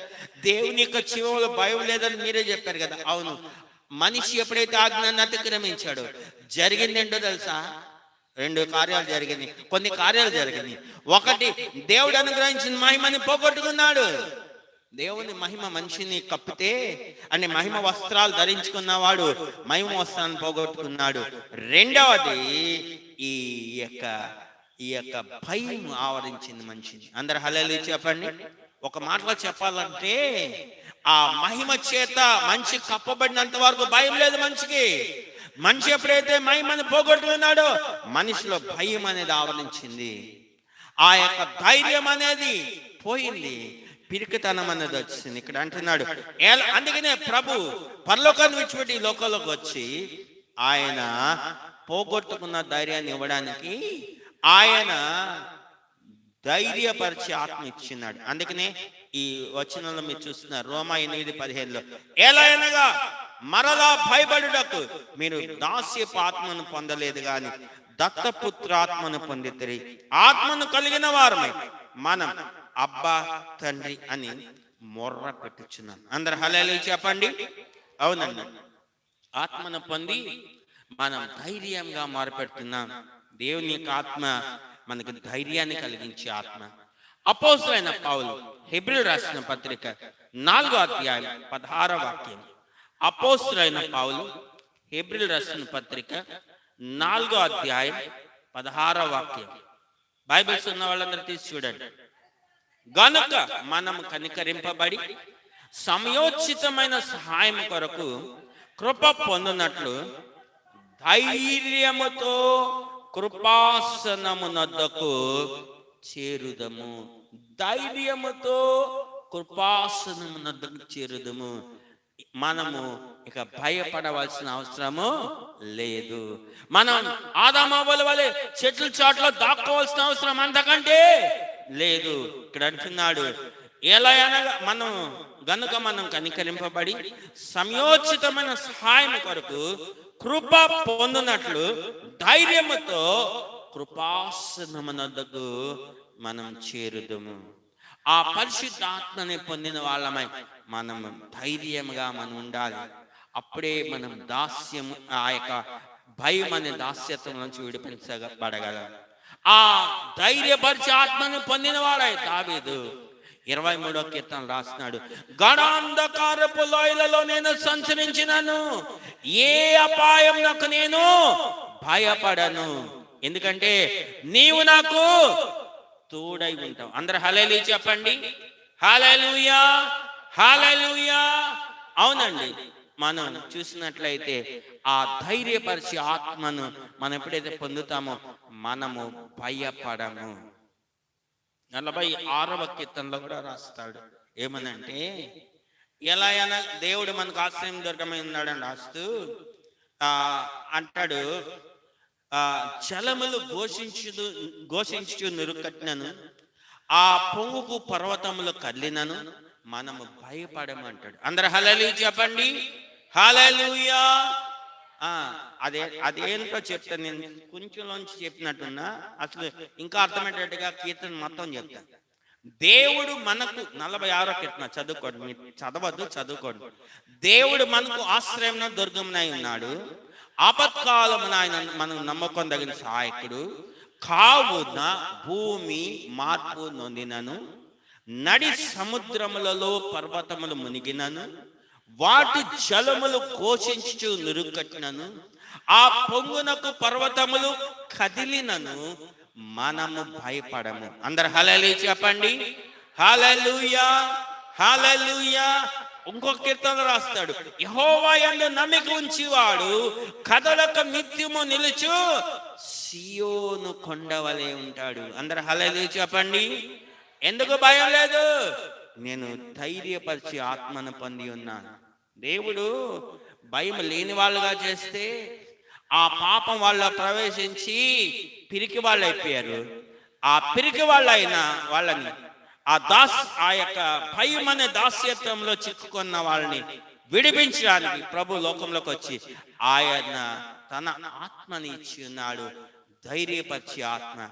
తద్వారా భయం అనే దాస్యత్వం నుంచి మనిషిని విడిపించి తిరిగి ధైర్యాన్ని కలిగిస్తూ ఉన్నాడు. అందరు హల్లెలూయా చెప్పండి. హల్లెలూయా, హల్లెలూయా, హల్లెలూయా. నంబర్ 3, మూడవ దాస్యత్వం ఏంటో చూద్దాం. అదేంటిదంటే ఇంగ్లీష్లో bondage of worrying about tomorrow, అంటే రేపటిని గూర్చిన చింత అను దాస్యత్వం. చాలా మంది ఈ దాస్యత్వం చేత బాధించబడుతూ ఉన్నారు. పోయిన ఆదివారం నేను చెప్పాను వాక్యం, లైవ్ లో చూసే వాళ్ళు ఆల్రెడీ వాళ్ళకి విన్నారు, లేదా ఆ యూట్యూబ్ లో ఉంది. ఆ యొక్క దేవునితో నడుచుట అనే దాంట్లో పార్ట్ 2లో మొదటి పాయింట్ రేపటి గురించిన చింత.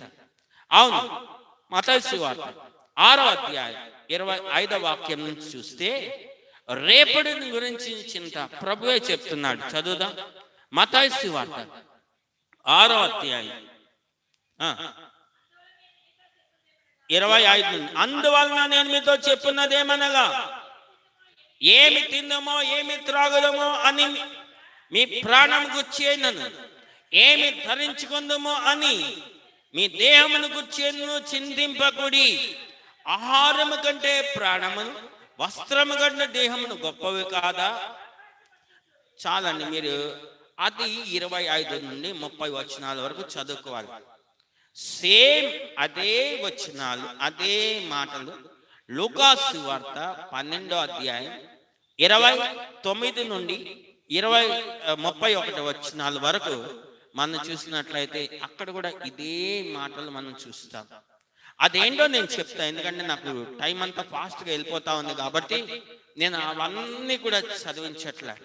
అదేంటిదంటే ఈ మనిషికి రేపటి గురించిన చింత అనే దాస్యత్వంలో ఉంటూ ఉన్నాడు.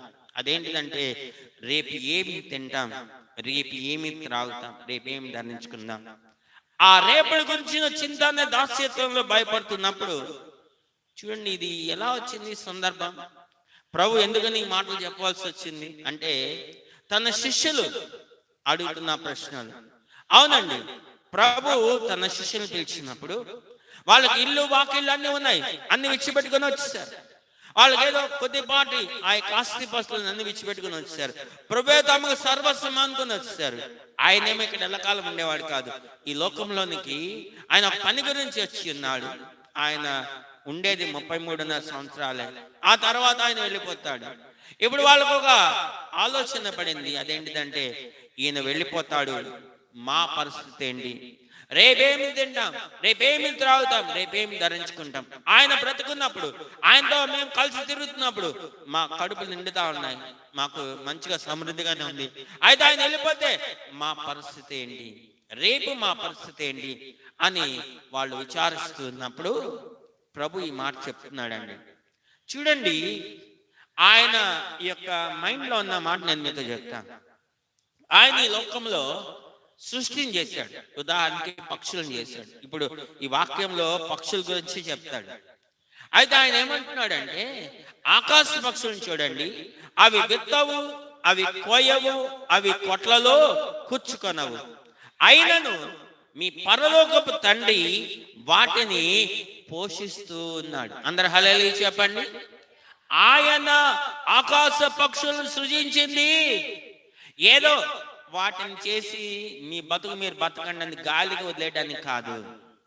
ఆయన వాటిని పోషించడానికి ఆయన వాటిని సృజించాడు. అందరు హల్లెలూయా చెప్పండి. హల్లెలూయా. ఆయన భూమి మీద జంతువులు సృజించాడు.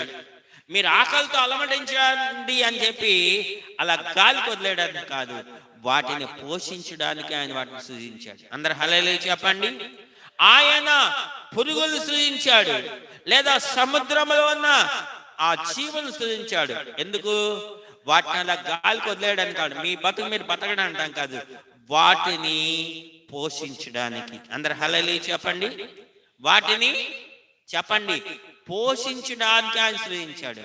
లేదా ఇలా అనుకోండి, వాటిని సృజించాడు, వాటిని పోషిస్తాడు. అందరు హల్లెలూయా చెప్పండి. వాటిని సృజించినందుకైనా వాటిని పోషిస్తాడు. ఇప్పుడు మనం చూస్తే నోవహు ఓడలో ఆ జంతువులు, పక్షులు, పురుగులు అన్ని జతలు జతలుగా వచ్చి చేరాయి కదా. దేవుడు నోవహు ముందే చెప్పాడు, నోవహు 40 రోజులు ఈ యొక్క జలప్రలయం ఉంటుంది. 40 రోజులు ఆకాశపు వాకులు తెరవబడతాయి, విస్తారమైన నీళ్ళు వచ్చేస్తే ఈ యొక్క జలప్రలయం వచ్చేస్తుంది.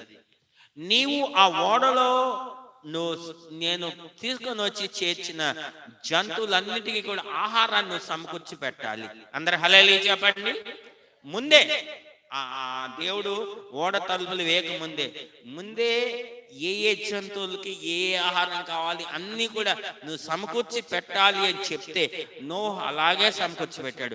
ఆ 40 రోజులు నోవహు ఓడలో ఉన్న జంతువులకి పస్తు పెట్టలేదు దేవుడు. అందరు హల్లెలూయా చెప్పండి. అవి కడుపులు మార్చుకొని బతకలేదు, అవి తింటూనే ఉన్నాయి. ఇప్పుడు ఆలోచించండి. ఇప్పుడు శిష్యులు రేపేంటి అంటున్నారు కదా. ఈ జలప్రలయం వచ్చేస్తుంది, మేము దేవుడు రప్పిస్తే వచ్చాము ఈ ఓడలోనికి. లోకంలో తిరుగుతూ ఉంటే చాలా ఉంటుంది మాకు ఆహారం తినడానికి అని ఏ జంతువైనా ఆలోచించిందా? చెప్పండి, ఏ జంతువైనా ఆలోచించిందా? గడ్డి తినే జంతువు ఆలోచించిందా? లేదా మాంసం తినే జంతువు ఆలోచించిందా? లేదా ఇతర ఆహారాలు తినే ఏ జంతువైనా ఆలోచించిందా? మేము బయట ఉంటే మాకు విస్తారమైన ఆహారం ఉంది, ఈ ఓడలోనికి వస్తే మాకు తిండి దొరుకుద్దా? లేదా 1 రోజా 2 రోజుల? 40 రోజులు. ఆ 40లో అయిపోయిందా? 40 రోజులు ఆ జలప్రలయం అంటే వర్షం. ఆ తర్వాత మళ్ళీ నీళ్లు తగ్గడానికి ఇంకా కొన్ని రోజులు, భూమి మీద ఉన్న నీళ్లు తగ్గడానికి ఇంకా కొన్ని రోజులు పడుతుంది. ఈ అంతా కూడా మాకు ఎవరు పోషిస్తారు అని ఏ జంతువు కూడా ఆలోచించను. అందరు హల్లెలూయా చెప్పండి. ఏ పక్షి కూడా ఆలోచించాల. దేవుడు రమ్మన్నాడు, వచ్చాయి. దేవుని మాట వినినందుకు దేవుడు ముందుగానే నోవహు చెప్పి ఆ ఓడలో వాటికి ఆహారాన్ని సిద్ధం చేయించి ఉంచాడు. అందరు హల్లెలూయా చెప్పండి.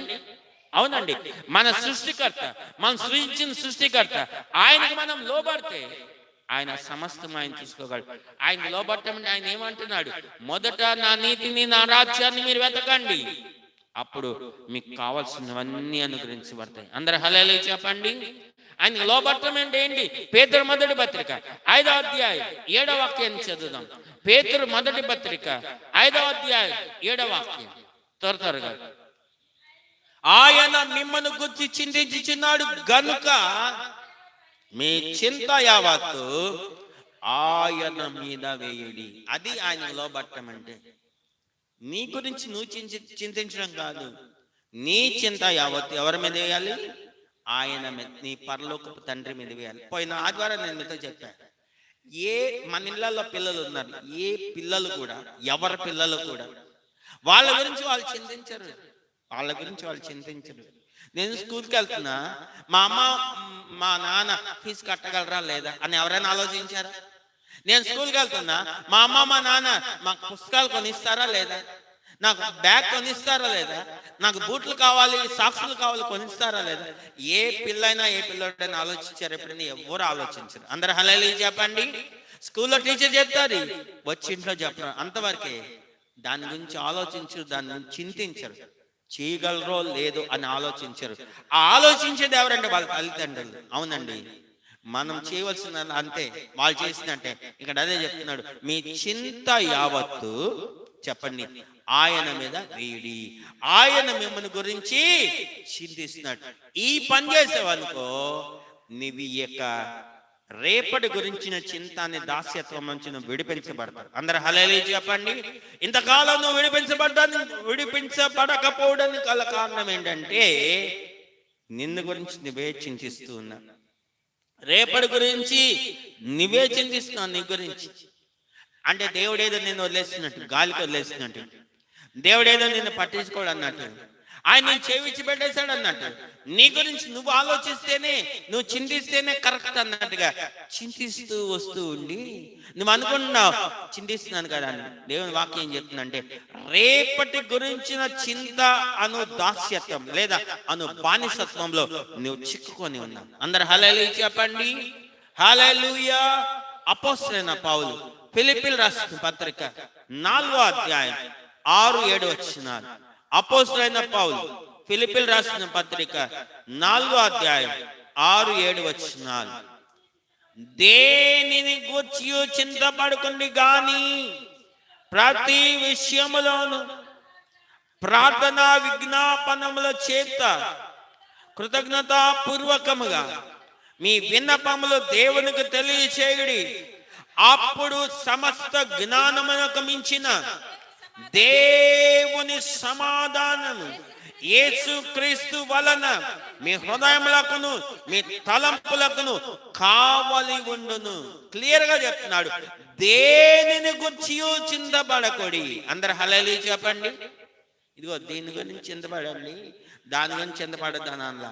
దేనిని గురించి మీరు చింతపడకూడి. ఇది దేవుని యొక్క మాట. ఇది నువ్వు గైకొంటే రేపటి గురించిన చింత అనే బానిసత్వంలో నుంచి నువ్వు విడిపించబడతావు.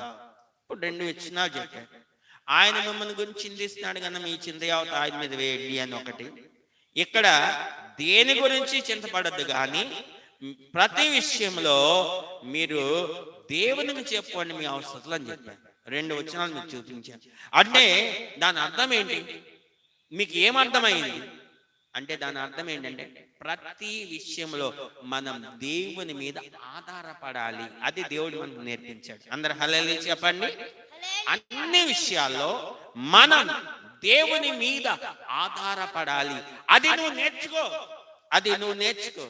నువ్వు దేవుని మీద, దేవుని బిడ్డలండి చెప్పుకొని తిరుగుతూ ఉంటాం కాదు. దేవుని బిడ్డలమని, నేను దేవుని బిడ్డని అని బైబిల్ పెట్టుకొని తెల్ల బట్టలు వేసుకొని ఏదో పెద్ద భక్తుడుగా నటించడం కాదు. దేవుని మీద ఆధారపడడం అనేది నువ్వు నేర్చుకోవాలి. అప్పుడే రేపటి గురించి చింత అని దాస్యత్వంలోంచి నువ్వు బయట పడగలవు. అందరు హల్లెలూయా చెప్పండి. ఈ శిష్యులండి ఈ విధంగా అడుగుతా ఉండేటప్పటికి, అందుకనే ప్రభు ఈ శిష్యులకి ప్రార్థన ఎలా చేయాలి అంటే ప్రార్థన చేయటం ద్వారా మనం దేవుని మీద ఆధారపడడం అనేది దేవుడు నేర్పిస్తూ ఉన్నాడు. ఆయన ఒక మాదిరి ప్రార్థన నేర్పించాడు. ఆ మాదిరి ప్రార్థనలో ఒక మాట ఆయన పెట్టాడు, మా అనుదిన ఆహారం నేడు మాకు చెప్పండి. రేపు ఆహారం ఈరోజు ప్రభువా, ఎల్లుండి ఆహారం మాకు ఇవ్వు ప్రభువా అని అల్లా. చదవండి ఆ మాట. మత్తయి సువార్త 6వ అధ్యాయం 9వ వచనం నుంచి అనుకుంటా చదవండి. మత్తయి సువార్త ఆ మాదిరి ప్రార్థన, ప్రభు నేర్పిన మాదిరి ప్రార్థన.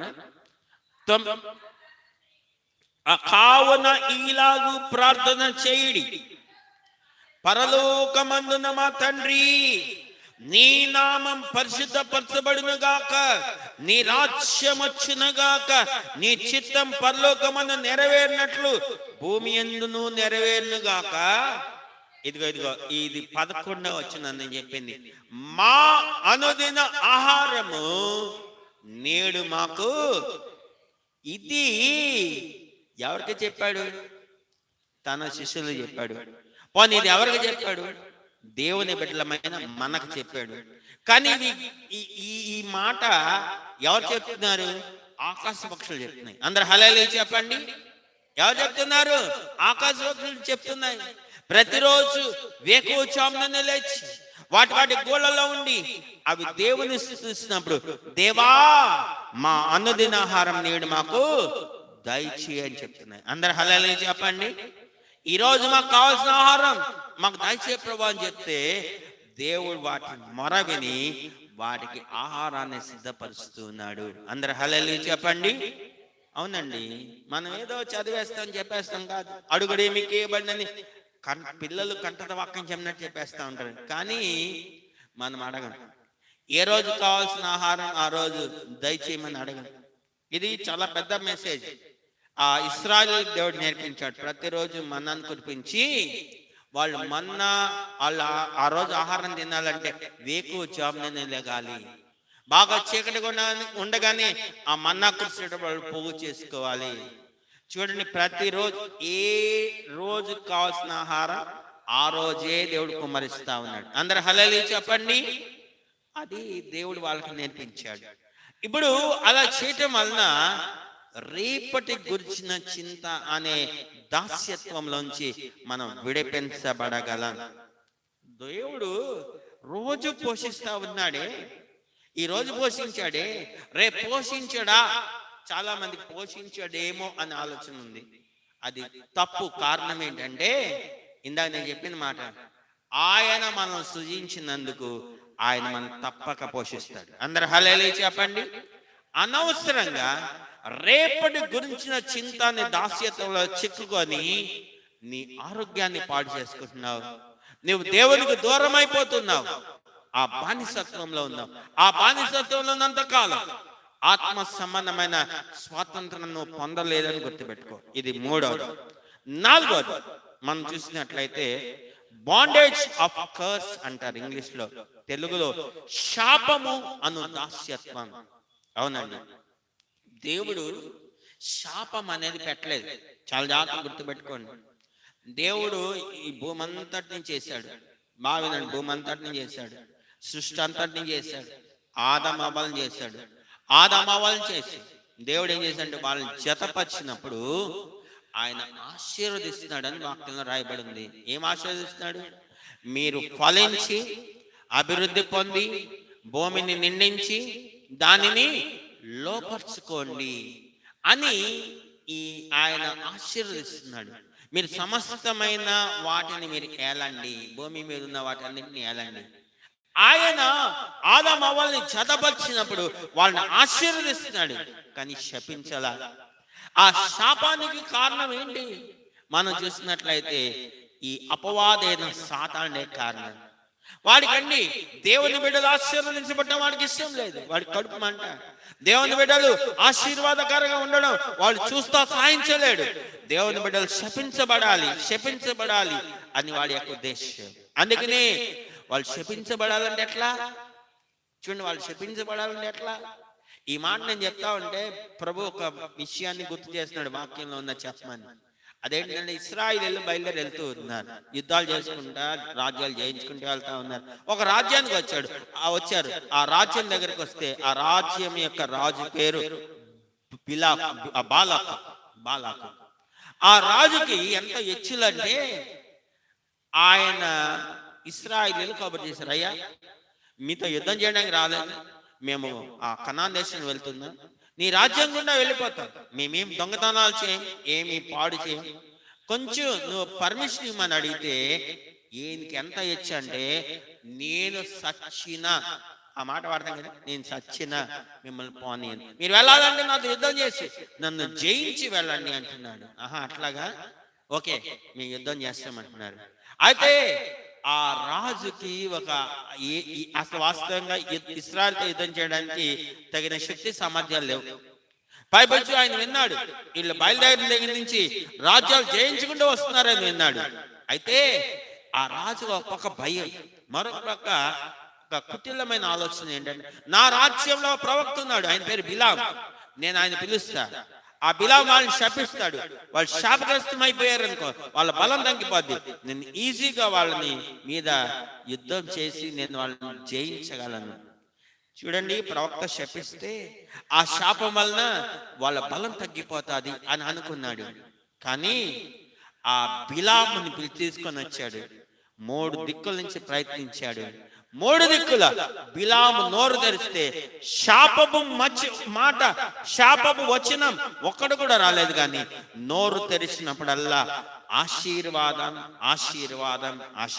అందరు హల్లెలూయా చెప్పండి. అవునండి. అయితే దేవుడు ఆదామును ఆశీర్వదించాడు. ఇక్కడ ఇశ్రాయేలు విషయంలో కూడా దేవుని చిత్తాన్ని దేవుడు వెల్లడిపరిచాడు. అదేంటంటే ఆయన చిత్తం ఏంటంటే ఆయన బిడ్డల్ని ఆశీర్వదించడం అని చెప్పండి. ఆయన బిడ్డల్ని ఏంటిది? ఆశీర్వదించడం ఆయన చిత్తం. అయితే ఇక్కడ మనం చూసినట్లయితే వీడున్నాడే అపవాదైన సాతానుడు, ఆశీర్వాదకరంగా బ్రతకడం వాడికి ఇష్టం లేదు. దేవుని బిడ్డలు ఆశీర్వదించబడటం వాడికి ఇష్టం లే, ఆశీర్వాదకరంగా బ్రతకడం వాడికి ఇష్టం లే. వాడు ఎప్పుడు కూడా దేవుని ఆశీర్వాదాలు పొందనీయకుండా అడ్డుపడి, దేవునికి దేవుని బిడ్డలకు అడ్డుపడి ఆశీర్వాదాలు దొంగిలించాలని ప్రయత్నిస్తుంటాడు. వాడు దొంగ. ప్రభు ముందే చెప్పాడు, వాడు దొంగ, దోచుకునేవాడు, వాడు హత్య చేసేవాడు. అయితే వాడు ఆ విధంగా ప్రయత్నిస్తూ ఉంటాడు. ఇక్కడ మనం చూసినట్లయితే ఆదాము అవ్వల్ని ఆశీర్వదిస్తే వాడు వచ్చి ఏం చేశాడంటే ఆదాము అవ్వల్ని ఆ ఆశీర్వాదాలు పోగొట్టుకునేటట్టుగా శపించబడేటట్టుగా చేశాడు. ఇక్కడ మనం చూస్తే బిలాము ఎన్నిసార్లు ప్రయత్నించిన ఆశీర్వాదాలు వచ్చినాయి కదా, 3 అంతలుగా ఆశీర్వదించబడిపోయారు కదా. అయితే ఈ బాలాకు రాజుకి ఏం అర్థం కాలేదు. నేను వాళ్ళని శపిస్తే శపించబడతారు, నేను వాళ్ళని జయించగలను అనుకున్నా, ఇప్పుడు వాళ్ళు ఆశీర్వదించబడ్డారు, ఎలా అని అడిగితే బిలాము భయమయ్యి బిలాము చంపేస్తాడేమో అని చెప్పి బాలాకు రాజు బాలాకుకి ఆ రాజుకి ఒక సలహా ఇస్తున్నాడు. అయ్యా, అదేంటిదంటే ఈ ప్రజలు పాపం చేస్తే దేవుని ఉగ్రత వస్తుంది, అప్పుడు వాళ్ళు దేవుని ఉగ్రతకు లోనైతే వాళ్ళు బలం తగ్గిపోద్ది, వాళ్ళ ఆశీర్వాదం కొట్టివేయబడుతుంది అని సలహా ఇచ్చాడు. చూడండి దేవుని దాసుడైనా దేవుని ప్రవక్త అయినా అలాంటి మాట చెప్తే అప్పుడు బాలాకు రాజు ఆ దేవుని బిడ్డలు పాపము చేసేటట్టుగా వాళ్ళని ప్రేరేపించాడు. అప్పుడు దేవుని ఉగ్రత వచ్చినప్పుడు వాళ్ళు ఆశీర్వాదం దూరం అయిపోయారు. ఇక్కడ కూడా ఈ అపవాదైన సాతానుడు వచ్చి అవ్వ ఒంటరిగా ఉండగా అవ్వని ప్రేరేపిస్తున్నాడు, దేవుని ఆజ్ఞను అతిక్రమించేట్టు చేశాడు. ఆ దేవుని ఆజ్ఞను ఎప్పుడైతే అవ్వ అతిక్రమించిందో తర్వాత ఆదాము అతిక్రమించాడు. ఎప్పుడైతే వీళ్ళిద్దరు అతిక్రమించారో ఆజ్ఞ అతిక్రమము పాపాన్ని తెచ్చిపెడుతూ దాంతో పాటు శాపాన్ని కూడా తెచ్చుకొచ్చి పెట్టింది. అవును, ఆదాము శపించబడుతున్నాడు. దేవుడు అంటున్నాడు, నీవు మంచి క్షేమంగా బ్రతకు, అంటే నువ్వు సుఖంగా బ్రతకు, నువ్వు బ్రతికినంత కాలం చెమట కాచి నువ్వు బ్రతకాలి, నువ్వు కష్టపడి భూమిని దున్నాలి, ఆ భూమి దాని ఫలం ఇచ్చినప్పుడు నువ్వు అనుభవిస్తావు. నువ్వు కష్టపడాలి, నువ్వు బ్రతికినంత కాలం చెమట కాచి నువ్వు బ్రతకాలి అని దేవుడు ఆదాముని శపిస్తున్నాడు. అవతాంటున్నాడు, నీ గర్భ వేదనని నేను మరీ ఎక్కువగా చేస్తాను, ప్రయాసముతో నువ్వు పిల్లల్ని కంటావు.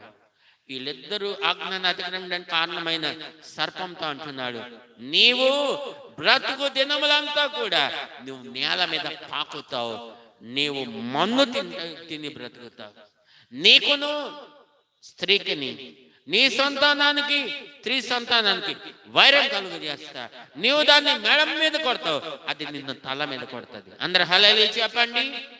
చూడండి, శాపం. ఇంత మాత్రమే కాదు, ఆదాముతో అంటున్నాడు, ఇదిగో నువ్వు ఆజ్ఞను అతిక్రమించావు, నువ్వు చేసిన పాపం వలన నిన్ను బట్టి నేల శపించబడుతుంది, నువ్వు విత్తనం లేకుండానే ఆ నేల ఏం చేస్తుంది, ముళ్ళ తుప్పలు గచ్చ పొదలు మలిపిస్తుంది. ఈ దినమున మనం చూస్తున్న ముళ్ళ తుప్పలు గచ్చ పొదలు, వాటి కోసం మనం ఏం భూమి దున్నట్లా, వాటి కోసం మనం ఏం విత్తనాలు వేయట్లా. అది కానీ ఒక భూమి అట్లా ఖాళీగా వదిలేస్తే ఆటోమేటిక్ గా దాంట్లో నుంచి ఎవరో వచ్చి విత్తనాలు ఇస్తున్నట్టే, ఎవరో దానికి నీళ్లు పెట్టినట్టే ముళ్ళ తుప్పలు గచ్చ పొదలు పెరిగిపోతుంది. అందరు హల్లెలూయా చెప్పండి. దాని ప్రధానమైన కారణం ఏంటంటే శాపం. రోమీయులకు రాసిన పత్రిక 8వ అధ్యాయం 19 నుంచి 23 వచనాలు త్వరగా చదవండి. రోమా 8:19 నుంచి 23 త్వరగా. రోమీయులకు రాసిన పత్రిక 8వ అధ్యాయం 19 నుంచి. దేవుని కుమారుల ప్రత్యక్షత కొరకు సృష్టి మిగుల ఆశతో తేరి చూచుచున్నది, కనిపెట్టుచున్నది. ఎలా అనగా సృష్టి నాశనంకు లోనైన దాస్యత్వం నుంచి విడిపించబడి దేవుని పిల్లలు పొందబోవు మహిమగల స్వాతంత్రం పొందుదును అను నిరీక్షణ గలదై స్వేచ్ఛగా కాక దాని లోపొచ్చిన వాని మూలముగా వ్యర్థపరచబడిను. 23 వరకు సృష్టి యావత్తు ఇది వరకు ఏకగ్రీవంగా అమలుకు ప్రసభేదపడుచున్నది ఎరుగుదము. అంతేకాదు ఆత్మ యొక్క ప్రథమ ఫలములు పొందిన మనము కూడా దత్తపుత్రత్వము కొరకు అనగా మన దేహం యొక్క విమోచనము కొరకు కనిపెట్టచ్చు మనలో మనము మూలుగొచ్చున్నాము. అందరు హల్లెలూయా చెప్పండి. ఈ శాపము అనే దాస్యత్వంలో చిక్కుకొని ఉన్న మనిషిని విడిపించడానికి ప్రభు అయిన యేసుక్రీస్తు పరలోకం నుంచి ఈ లోకంలోకి వచ్చి ఆయన శిలువ మరణం పొందాడు. శిలువ మరణం పొందేటప్పుడు ఆ ముళ్ళ కిరీటం ఆయన తలకు పెట్టబడింది. ఏ కిరీటం అండి అది? ముళ్ళ కిరీటం. ఇందాక చెప్తున్నానే, దేవుని యొక్క శాపానికి ప్రతిఫలముగా భూమి ముళ్ళ తొప్పులు గచ్చబొలు మొలిపిస్తా ఉంది. ఏ శాపం ద్వారా అయితే ముళ్ళు పెరిగాయో భూమిలో నుంచి, అదే శాపాన్ని ఆయన శిలువలో భరించడానికి ఆయన మీద ముళ్ళ కిరీటం పెట్టబడింది. ఆయన పెట్టుకోవట్లా, ప్రభు ఆయన పెట్టుకోవాలా, సైనికులు ఆయనకు ఆ ముళ్ళ కిరీటాన్ని పెడుతున్నారు. తద్వారా శాపాన్ని ఆయన భరిస్తున్నాడు. ఆయన శాపాన్ని భరించడం వలన మనల్ని శాపం అనే దాస్యత్వం నుంచి విడిపించడానికి ఆయన ఆ క్రియ చేస్తున్నాడు. ఇది 4వది. ఆత్మీయమైన స్వాతంత్రంలో శాపం అనే దాస్యత్వం నుంచి విడిపించబడాలి అంటే అది కేవలం ప్రభు అయిన యేసుక్రీస్తు ద్వారా మాత్రమే. 5వది నేను చెప్పి ముగిస్తాను. 5వది ఏంటంటే, దాని ఇంగ్లీష్లో అంటారు బాండేజ్ ఆఫ్ లా, తెలుగులో అంటారు ధర్మశాస్త్రము అనే దాస్యత్వం. బైబిల్లో ధర్మశాస్త్రము అను కాడి అని ఒక మాట వాడాడు. కాడి. దేవుడు ధర్మశాస్త్రాన్ని మోషేకి ఇచ్చాడు. అది ఒక కాడిగా ఉండడానికి కాదు, అది ఒక దాస్యత్వముగా ఉండడానికి కాదు. తన ప్రజలు భయభక్తులు కలిగి ఉండాలి, ఒక క్రమమైన పద్ధతిలో ఉండాలని ఇస్తే, అది ఈ మనుషులు ఎలా మార్చేస్తారంటే దాన్ని ఒక కాడిగా ఇంగ్లీష్లో యోక్ అంటారు. కాడి అంటే తెలుగులో కాడి అంటారు. అయితే దాన్ని ఒక దాస్యత్వంగా మార్చేశారు. అయితే మనం చూసినట్లయితే ఒక చిన్న ఉదాహరణ చెప్తాం. ఒకసారి ప్రభు సమాజ మందిరంలో వాక్యం చెప్తూ ఉన్నాడు. ప్రభు నిలబడ్డాడు. ఇప్పుడు నేను కూర్చున్న దగ్గర మీరు ఎట్లాగైతే దూరంగా ఉన్నారో అక్కడ ప్రజలు ఉన్నారు. ప్రభుకి ప్రజలకి మధ్యలో ఒక స్త్రీని లాక్కొచ్చి పడేశారు. వచ్చి చాలా గుంపుగా ప్రజలు వచ్చేసారు. అందరి చేతిలో రాళ్ళు ఉన్నాయి. వాళ్ళు అంటున్నారు ప్రభుతో, బోధకుడా, ఈ స్త్రీ వ్యభిచారం చేస్తున్న పట్టుకున్నాం.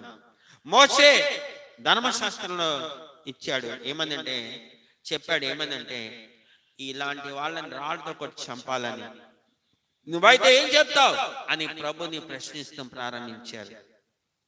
వాళ్ళు ప్రభుని చిక్కులు పెట్టాలి, ఇరుకుని పెట్టాలని వాళ్ళ ప్రయత్నం. నేను క్షమిస్తున్నాను అంటే నువ్వు ధర్మశాస్త్రాన్ని కొట్టేయడానికి వచ్చావా అనొచ్చు. లేదు, మీరు రాళ్ళతో కొట్టేయండి అంటే నువ్వు నశించిన దాన్ని వెతికి రక్షణగా వచ్చావు కదా, మరి అలాంటిది ఏమైనా రాళ్ళతో కొట్టేయమంటున్నావేంటి అని అడగచ్చు అని ప్రభుని చిక్కుల్లో పెట్టాలి అని ఆమెను తీసుకొని వచ్చారండి.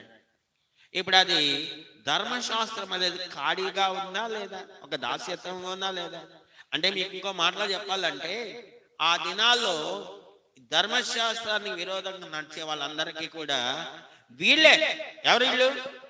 శాస్త్రులు, పరిసయ్యులు, ధర్మశాస్త్రజ్ఞులు, సద్దుకాయులు, వాళ్ళే శిక్షను అమలు చేసేవాళ్ళు. వాళ్ళైతే ఆ ధర్మశాస్త్రాన్ని అనుసరించి నడిచేవాళ్ళు కాదు. అవును, మీకు చెప్పడానికి చాలా రెఫరెన్స్లు ఉన్నాయి నా దగ్గర. వాళ్ళైతే వాళ్ళ ఇష్టానుసారంగా బ్రతికేవాళ్ళు. వాళ్ళు ప్రజల మీద అజమాయిషీ చేసేవాళ్ళు. వాళ్ళు అలా ఉంటున్నారా లేదా, వాళ్ళు ధర్మశాస్త్ర ప్రకారంగా నడుస్తున్నారా లేదా. ఆఖరి ప్రభు వచ్చి బోధిస్తుండే ప్రభువుని కూడా పరీక్షించడం ప్రారంభించారు. అందుకని ఒక నీడ వాళ్ళే 3.5 సంవత్సరాలు ఆయన వెనకుండా వెంబడించారు. ఈయన ధర్మశాస్త్రాన్ని నెరవేరుస్తాడా లేదా కొట్టివేస్తాడా, ఈయన పాటిస్తాడా లేదా, ఈయన శిష్యులు పాటిస్తారా లేదా, ఈయన బోధ వినేవాళ్ళు పాటిస్తారా లేదని ఆయన ఒక నీడ వలె వెంబడిస్తూ వచ్చారు. అందరు హల్లెలూయా చెప్పండి. అయితే ప్రభు అంటున్నాడు, నేను ధర్మశాస్త్రం నెరవేర్చడానికి వచ్చా, కొట్టివేయడానికి రాలేదు. మరి బోధకుడా ఏం చేయమంటావు అంటే, చాలాసేపు అయిన తర్వాత ఆయన ఒక మాట చెప్తున్నాడు, మీలో పాపము లేనివాడు, రాళ్ళతో కొట్టి చంపాలి కరెక్టే, అయితే మీలో పాపం లేనివాడు ఆమె మీద మొదటి రాయి వేయమన్నాడు. అందరు హల్లెలూయా చెప్పండి. అంతే, ప్రతి ఒక్కళ్ళ యొక్క అంతరాత్మ వాళ్ళని నేరారోపణ చేస్తాం ప్రారంభం. నీలో పాపం లేదా, పుట్టుకతో నువ్వు పాపం చేయలేదా, నువ్వు పెరిగి పెద్దవాడు అవుతున్నప్పుడు నువ్వు చేస్తున్న క్రియల వల్ల పాపి కావలేదా, కాబట్టి నువ్వు పాపివే. ఎప్పుడైతే ప్రభు నోరు తెచ్చి ఆ మాట చెప్పాడో ధర్మశాస్త్రం అనే కాడి నుంచి విడుదల పొందుతూ ఉన్నారు ప్రజలు. అందరు హల్లెలూయా చెప్పండి. యోహాను సువార్త 8వ అధ్యాయం 32-33 వచనాలు. యోహాను సువార్త 8వ అధ్యాయం 32-33 వచనాలు. అక్కడ మనం చూస్తాం, అప్పుడు సత్యము మిమ్మును స్వతంత్రులుగా చేయును అని చెప్పగా వారు, మేము అబ్రహాము సంతానం, మేమెన్నడూ ఎవరికి దాసులమై ఉండలేదే, మీరు స్వతంత్రులుగా చేయబడదని ఎలా చెప్పుచున్నామని ఆయనతో అనిరి. చాలా జాగ్రత్తగా గమనించండి. ప్రభు ఏమంటున్నాడు అని అంటే, అప్పుడు సత్యము మిమ్మను స్వతంత్రులుగా చేయనంటే వాళ్ళు అంటారు, మేము అబ్రహాం సంతానమే, మేము ఎన్నడూ ఎవరికి దాసులుగా ఉండలేదు. వాళ్ళకి తెలీదు, వాళ్ళు ధర్మశాస్త్రం దాసులు అయిపోయారని. ధర్మశాస్త్రం అనే కాడి కింద మగ్గుతున్నారని వాళ్ళకి తెలీదు. తెలియక ప్రభుతో అంటున్నారు, మేము అబ్రహాం సంతానమయ్యా, మేము స్వతంత్రులమయ్యా, మేము ఏనాడు ఎవరికి కూడా దాసులుగా లేమయ్యా అంటున్నారు. అయితే వాళ్ళు ధర్మశాస్త్రం అనే కాడి కింద వాళ్ళు దాసులుగా, వాళ్ళు బానిసలుగా ఉన్నారని వాళ్ళకి తెలియదు. అయితే ప్రభు అందుకే అంటున్నాడు, సత్యమును అప్పుడు సత్యము మిమ్మల్ని స్వతంత్రులుగా చేస్తుంది. 31వ వచనంలో అంటాడు, కాబట్టి యేసు పైన తనను నమ్మిన యూదులతో, మీరు నా వాక్యమందు నిలిచిన వారైతే నిజముగా నాకు శిష్యులై ఉందరు, ఉండి సత్యమును గ్రహిస్తారు. నాకు శిష్యులై ఉంటే, మీరు నిజంగా నా వాక్యమందు నిలిచిన వారైతే నిజంగా మీరు నాకు శిష్యులై ఉండి సత్యాన్ని గ్రహిస్తారు. అప్పుడు సత్యము మిమ్మను స్వతంత్రుడు. వీళ్ళు వాక్యమందు నిలిచే ఆ యొక్క అలవాట్లేదు, వాక్యం వాళ్ళ హృదయాల్లో భద్రపరుచుకునే ఆ యొక్క అలవాట్లేదు. వాళ్ళకి వాక్యమే అక్కర్లా, వాక్యం లేకుండా తిరుగుతున్నారు. అబ్రహాము తండ్రి, మేము అబ్రహాముకి సంతానం చెప్పకుండా చెట్టు పేరు చెప్పుకొని కాయలు అమ్ముకుంటారే అంటారే, అట్లా తిరుగుతూ ఉన్నారు. అయితే ఈ దినమున ప్రభు చూడండి, ధర్మశాస్త్రం అనే కాడి నుంచి విడిపించడానికి వచ్చి ఉన్నాడు. చూడండి, మొదటిగా మనల్ని ధర్మశాస్త్రం అనే కాడి నుంచి విడిపించేది ఏదంటే సత్యం. అందరు హల్లెలూయా చెప్పండి. ఆఖరి మాట చెప్పి ముగిస్తా. కొరింథీ 2వ పత్రిక 3వ అధ్యాయం 17వ వాక్యం. కొరింథీ 2వ పత్రిక 3వ అధ్యాయం 17వ వాక్యం. అక్కడ అపోస్తలుడైన పౌలు రాస్తున్నాము, ప్రభువే ఆత్మ, ప్రభు యొక్క ఆత్మ ఎక్కడుండునో అక్కడ స్వాతంత్రముండును. అందరు హల్లెలూయా చెప్పండి. ప్రభువే ఆత్మ, ప్రభు యొక్క ఆత్మ ఎక్కడైతే ఉంటుందో అక్కడ స్వాతంత్రం ఉంటుంది. ఇదేమన నా ప్రేమైన సహోదర సహోదరి, దేవుని యొక్క ఆత్మను నువ్వు పొందుకుంటే నీకు నిజమైన స్వాతంత్రం. అందరు హల్లెలూయా చెప్పండి. నీకు నిజమైన ఆత్మీయమైన స్వాతంత్రం. నీవు పరిశుద్ధాత్మ పొందినంత కాలం నీవు నిజమైన ఆత్మ సంబంధమైన స్వాతంత్రాన్ని పొందలేవు. ఇదేమన నువ్వు ఆత్మీయమైన స్వాతంత్రం పొందాలంటే మొదటిగా మనం చూసుకున్నాం, పాపము అనే దాస్యత్వం నుంచి నువ్వు విడిపించబడాలి. ఆత్మీయమైన స్వాతంత్రం పొందాలంటే 2, భయం అనే దాస్యత్వం నుంచి విడిపించబడాలి. నిజమైన ఆత్మీయమైన స్వాతంత్రం పొందాలంటే రేపటి గురించి చింత అనే దాస్యత్వం నుంచి విడిపించబడాలి. నిజమైన స్వాతంత్రం పొందాలంటే శాపము అనే దాస్యత్వం నుంచి విడిపించబడాలి. నువ్వు నిజమైన స్వాతంత్రం పొందాలంటే ధర్మశాస్త్రము అనే కాడి లేదా ధర్మశాస్త్రం అనే దాస్యత్వం నుంచి విడిపించబడాలి. దయచేసి అందరూ లేచి నిలబడదాం. నా సమయం అయిపోయింది. అందరూ లేచి నిలబడదాం, కళ్ళు మూసుకుందాం. పార్ట్ 2 కూడా ఉంది. అయితే అది ఆగస్టు 15వ తేదీ మనం వింటాం. అందరూ లేచి నిలబడదాం, కళ్ళు మూసుకుందాం. మనం అందరం కూడా నోళ్ళు తెరుద్దాం, అందరూ ప్రార్థన చేసుకుందాం. ప్రతి ఒక్కళ్ళు కూడా ఎవరు మౌనంగా ఉండదు. ఇంతసేపు మనం వాక్యం విన్నది మౌనంగా ఉంటాం కాదు. దేవునితో తీర్మానం చేసుకున్న సమయానికి వచ్చి ఉన్నాం. ప్రార్థన చేద్దాం. ప్రభువా, లోక సంబంధంగా మేము స్వతంత్రులమయ్యేమో కానీ ఆత్మ సంబంధంగా మేము స్వాతంత్రం పొందలేదు. మేము ఇంకా ఆత్మ సంబంధమైన బంధకాలలో మేము చిక్కుకొని ఉన్నాం. ఆ బంధకాలు ఏంటో 5 సంగతులు ఈ దినమని మీరు మాతో మాట్లాడి ఉన్నారు. ప్రభువా, విన్న మాటలు మా అందరి హృదయాల భద్రపరచబడాలి. అందరు నోళ్ళు తెచ్చి ప్రార్థన చేయాలి. తండ్రి, ఈ ఉదయకాల ఈ దినమున బిడ్డలు నీ మాటలు విని ఉన్నారు. విన్న ప్రతి మాట ప్రతి బిడ్డ హృదయ భద్రపరచబడింది గాక. దేవా, ఏదో నామకార్థంగా బిడ్డలు నీ మాటలు విని వెళ్ళిపోవడం కాదు, వాక్యానుసారంగా జీవించాలి. నీ నిత్యమైన రాక రాజ్యం సిద్ధపడాలి.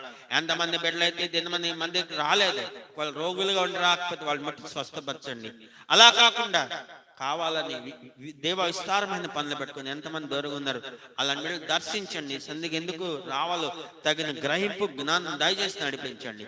ఈ వారం అంతా బిడ్డలు చేస్తున్న ఉద్యోగాలు, వ్యాపారాలు, చదువులు, చేతి పనులు అన్నింటినీ కూడా ఆశీర్వదించి దీవించండి. నీ రాకడ రాజ్యాన్ని బిడ్డల మీద సిద్ధపరచండి. మా గ్రామాన్ని రక్షించండి, ఇరుగు గ్రామస్తులు రక్షించండి. గ్రామ పెద్దల్ని వాళ్ళు కలిగిన సమస్తాన్ని నీ హస్తాలు సమర్పిస్తున్న ఆశీర్వదించి దీవించండి. ఈ దినమంది ఎంతమంది అయితే లైవ్ లో ఈ యూట్యూబ్ ఛానల్ ద్వారా ఈ మాటలు విని ఉన్నారో వాళ్ళందరినీ దర్శించిన స్తోత్రాలు ప్రభువా. ఒక లైవ్ లో కాకుండా ఆ తర్వాత కూడా ఎంతమంది వింటున్నారు వాళ్ళందరినీ కూడా వాక్యం ద్వారా మీరు దర్శించిన స్తోత్రాలు. వాళ్ళలో రోగులుంటే ముట్టి స్వస్థపరచండి. వాళ్ళ సమస్యలను విడుదల దాయిచేయండి. ప్రతి బిడ్డ కూడా వాక్యం దర్శించబడి నిజమైన ఆత్మీయమైన స్వాతంత్రాన్ని పొందిన వాళ్ళే స్వతంత్రులుగా ఉండడం సహాయించండి. ఎందుకంటే ప్రభువా, మమ్మల్ని స్వతంత్రులుగా చేస్తున్నారు, మేము స్వతంత్రులుగానే ఉండాలి, బానిసలుగా ఉండకూడదు. ఆ యొక్క భాగ్యం ప్రతి బిడ్డకి మీరు అనుగ్రహించమని, సమస్త ఘనత, మహిమ, ప్రభావం మీరే పొందుకోమని, మా గ్రామాన్ని రక్షించండి, ఇరుగు గ్రామాలు రక్షించండి. మా దేశాన్ని మీరు కాచి కాపాడండి. దేశంలో ఎలాంటి రోగాలు ప్రబలకుండా నీ కాపుల భద్రత నుంచి కాచి కాపాడండి. మీరు రాకడాల్సిన నిశ్చితం అయితే వచ్చే వారం మేము కలుసుకొని ఇంకెన్నో విషయాలు దేవా నీ వాక్య వెలుగులో నేను నేర్చుకుని కృపను దాచండి. సమస్త ఘనత, మహిమ, ప్రభావములు మీరు మాత్రమే పొందుకోమని యేసు నామములో అడిగి వేడుకొని ప్రార్థిస్తున్నాం తండ్రి, ఆమేన్. తండ్రి అయిన దేవుని యొక్క ప్రేమ, కుమారుడైన యేసుక్రీస్తు కృప, పరిశుద్ధాత్మిక నీ సహవాసం, సమాధానం కూడి ఉన్న ప్రతి బిడ్డకు దేవుని అక్కడ పర్యంతము సదాకాలము తోడై ఉండి నడిపించును గాక. ఆమేన్. నా ప్రాణమై యెహోవాను సంధించుము, నా సమస్తమైన పరిశుద్ధనామం సంధించుము.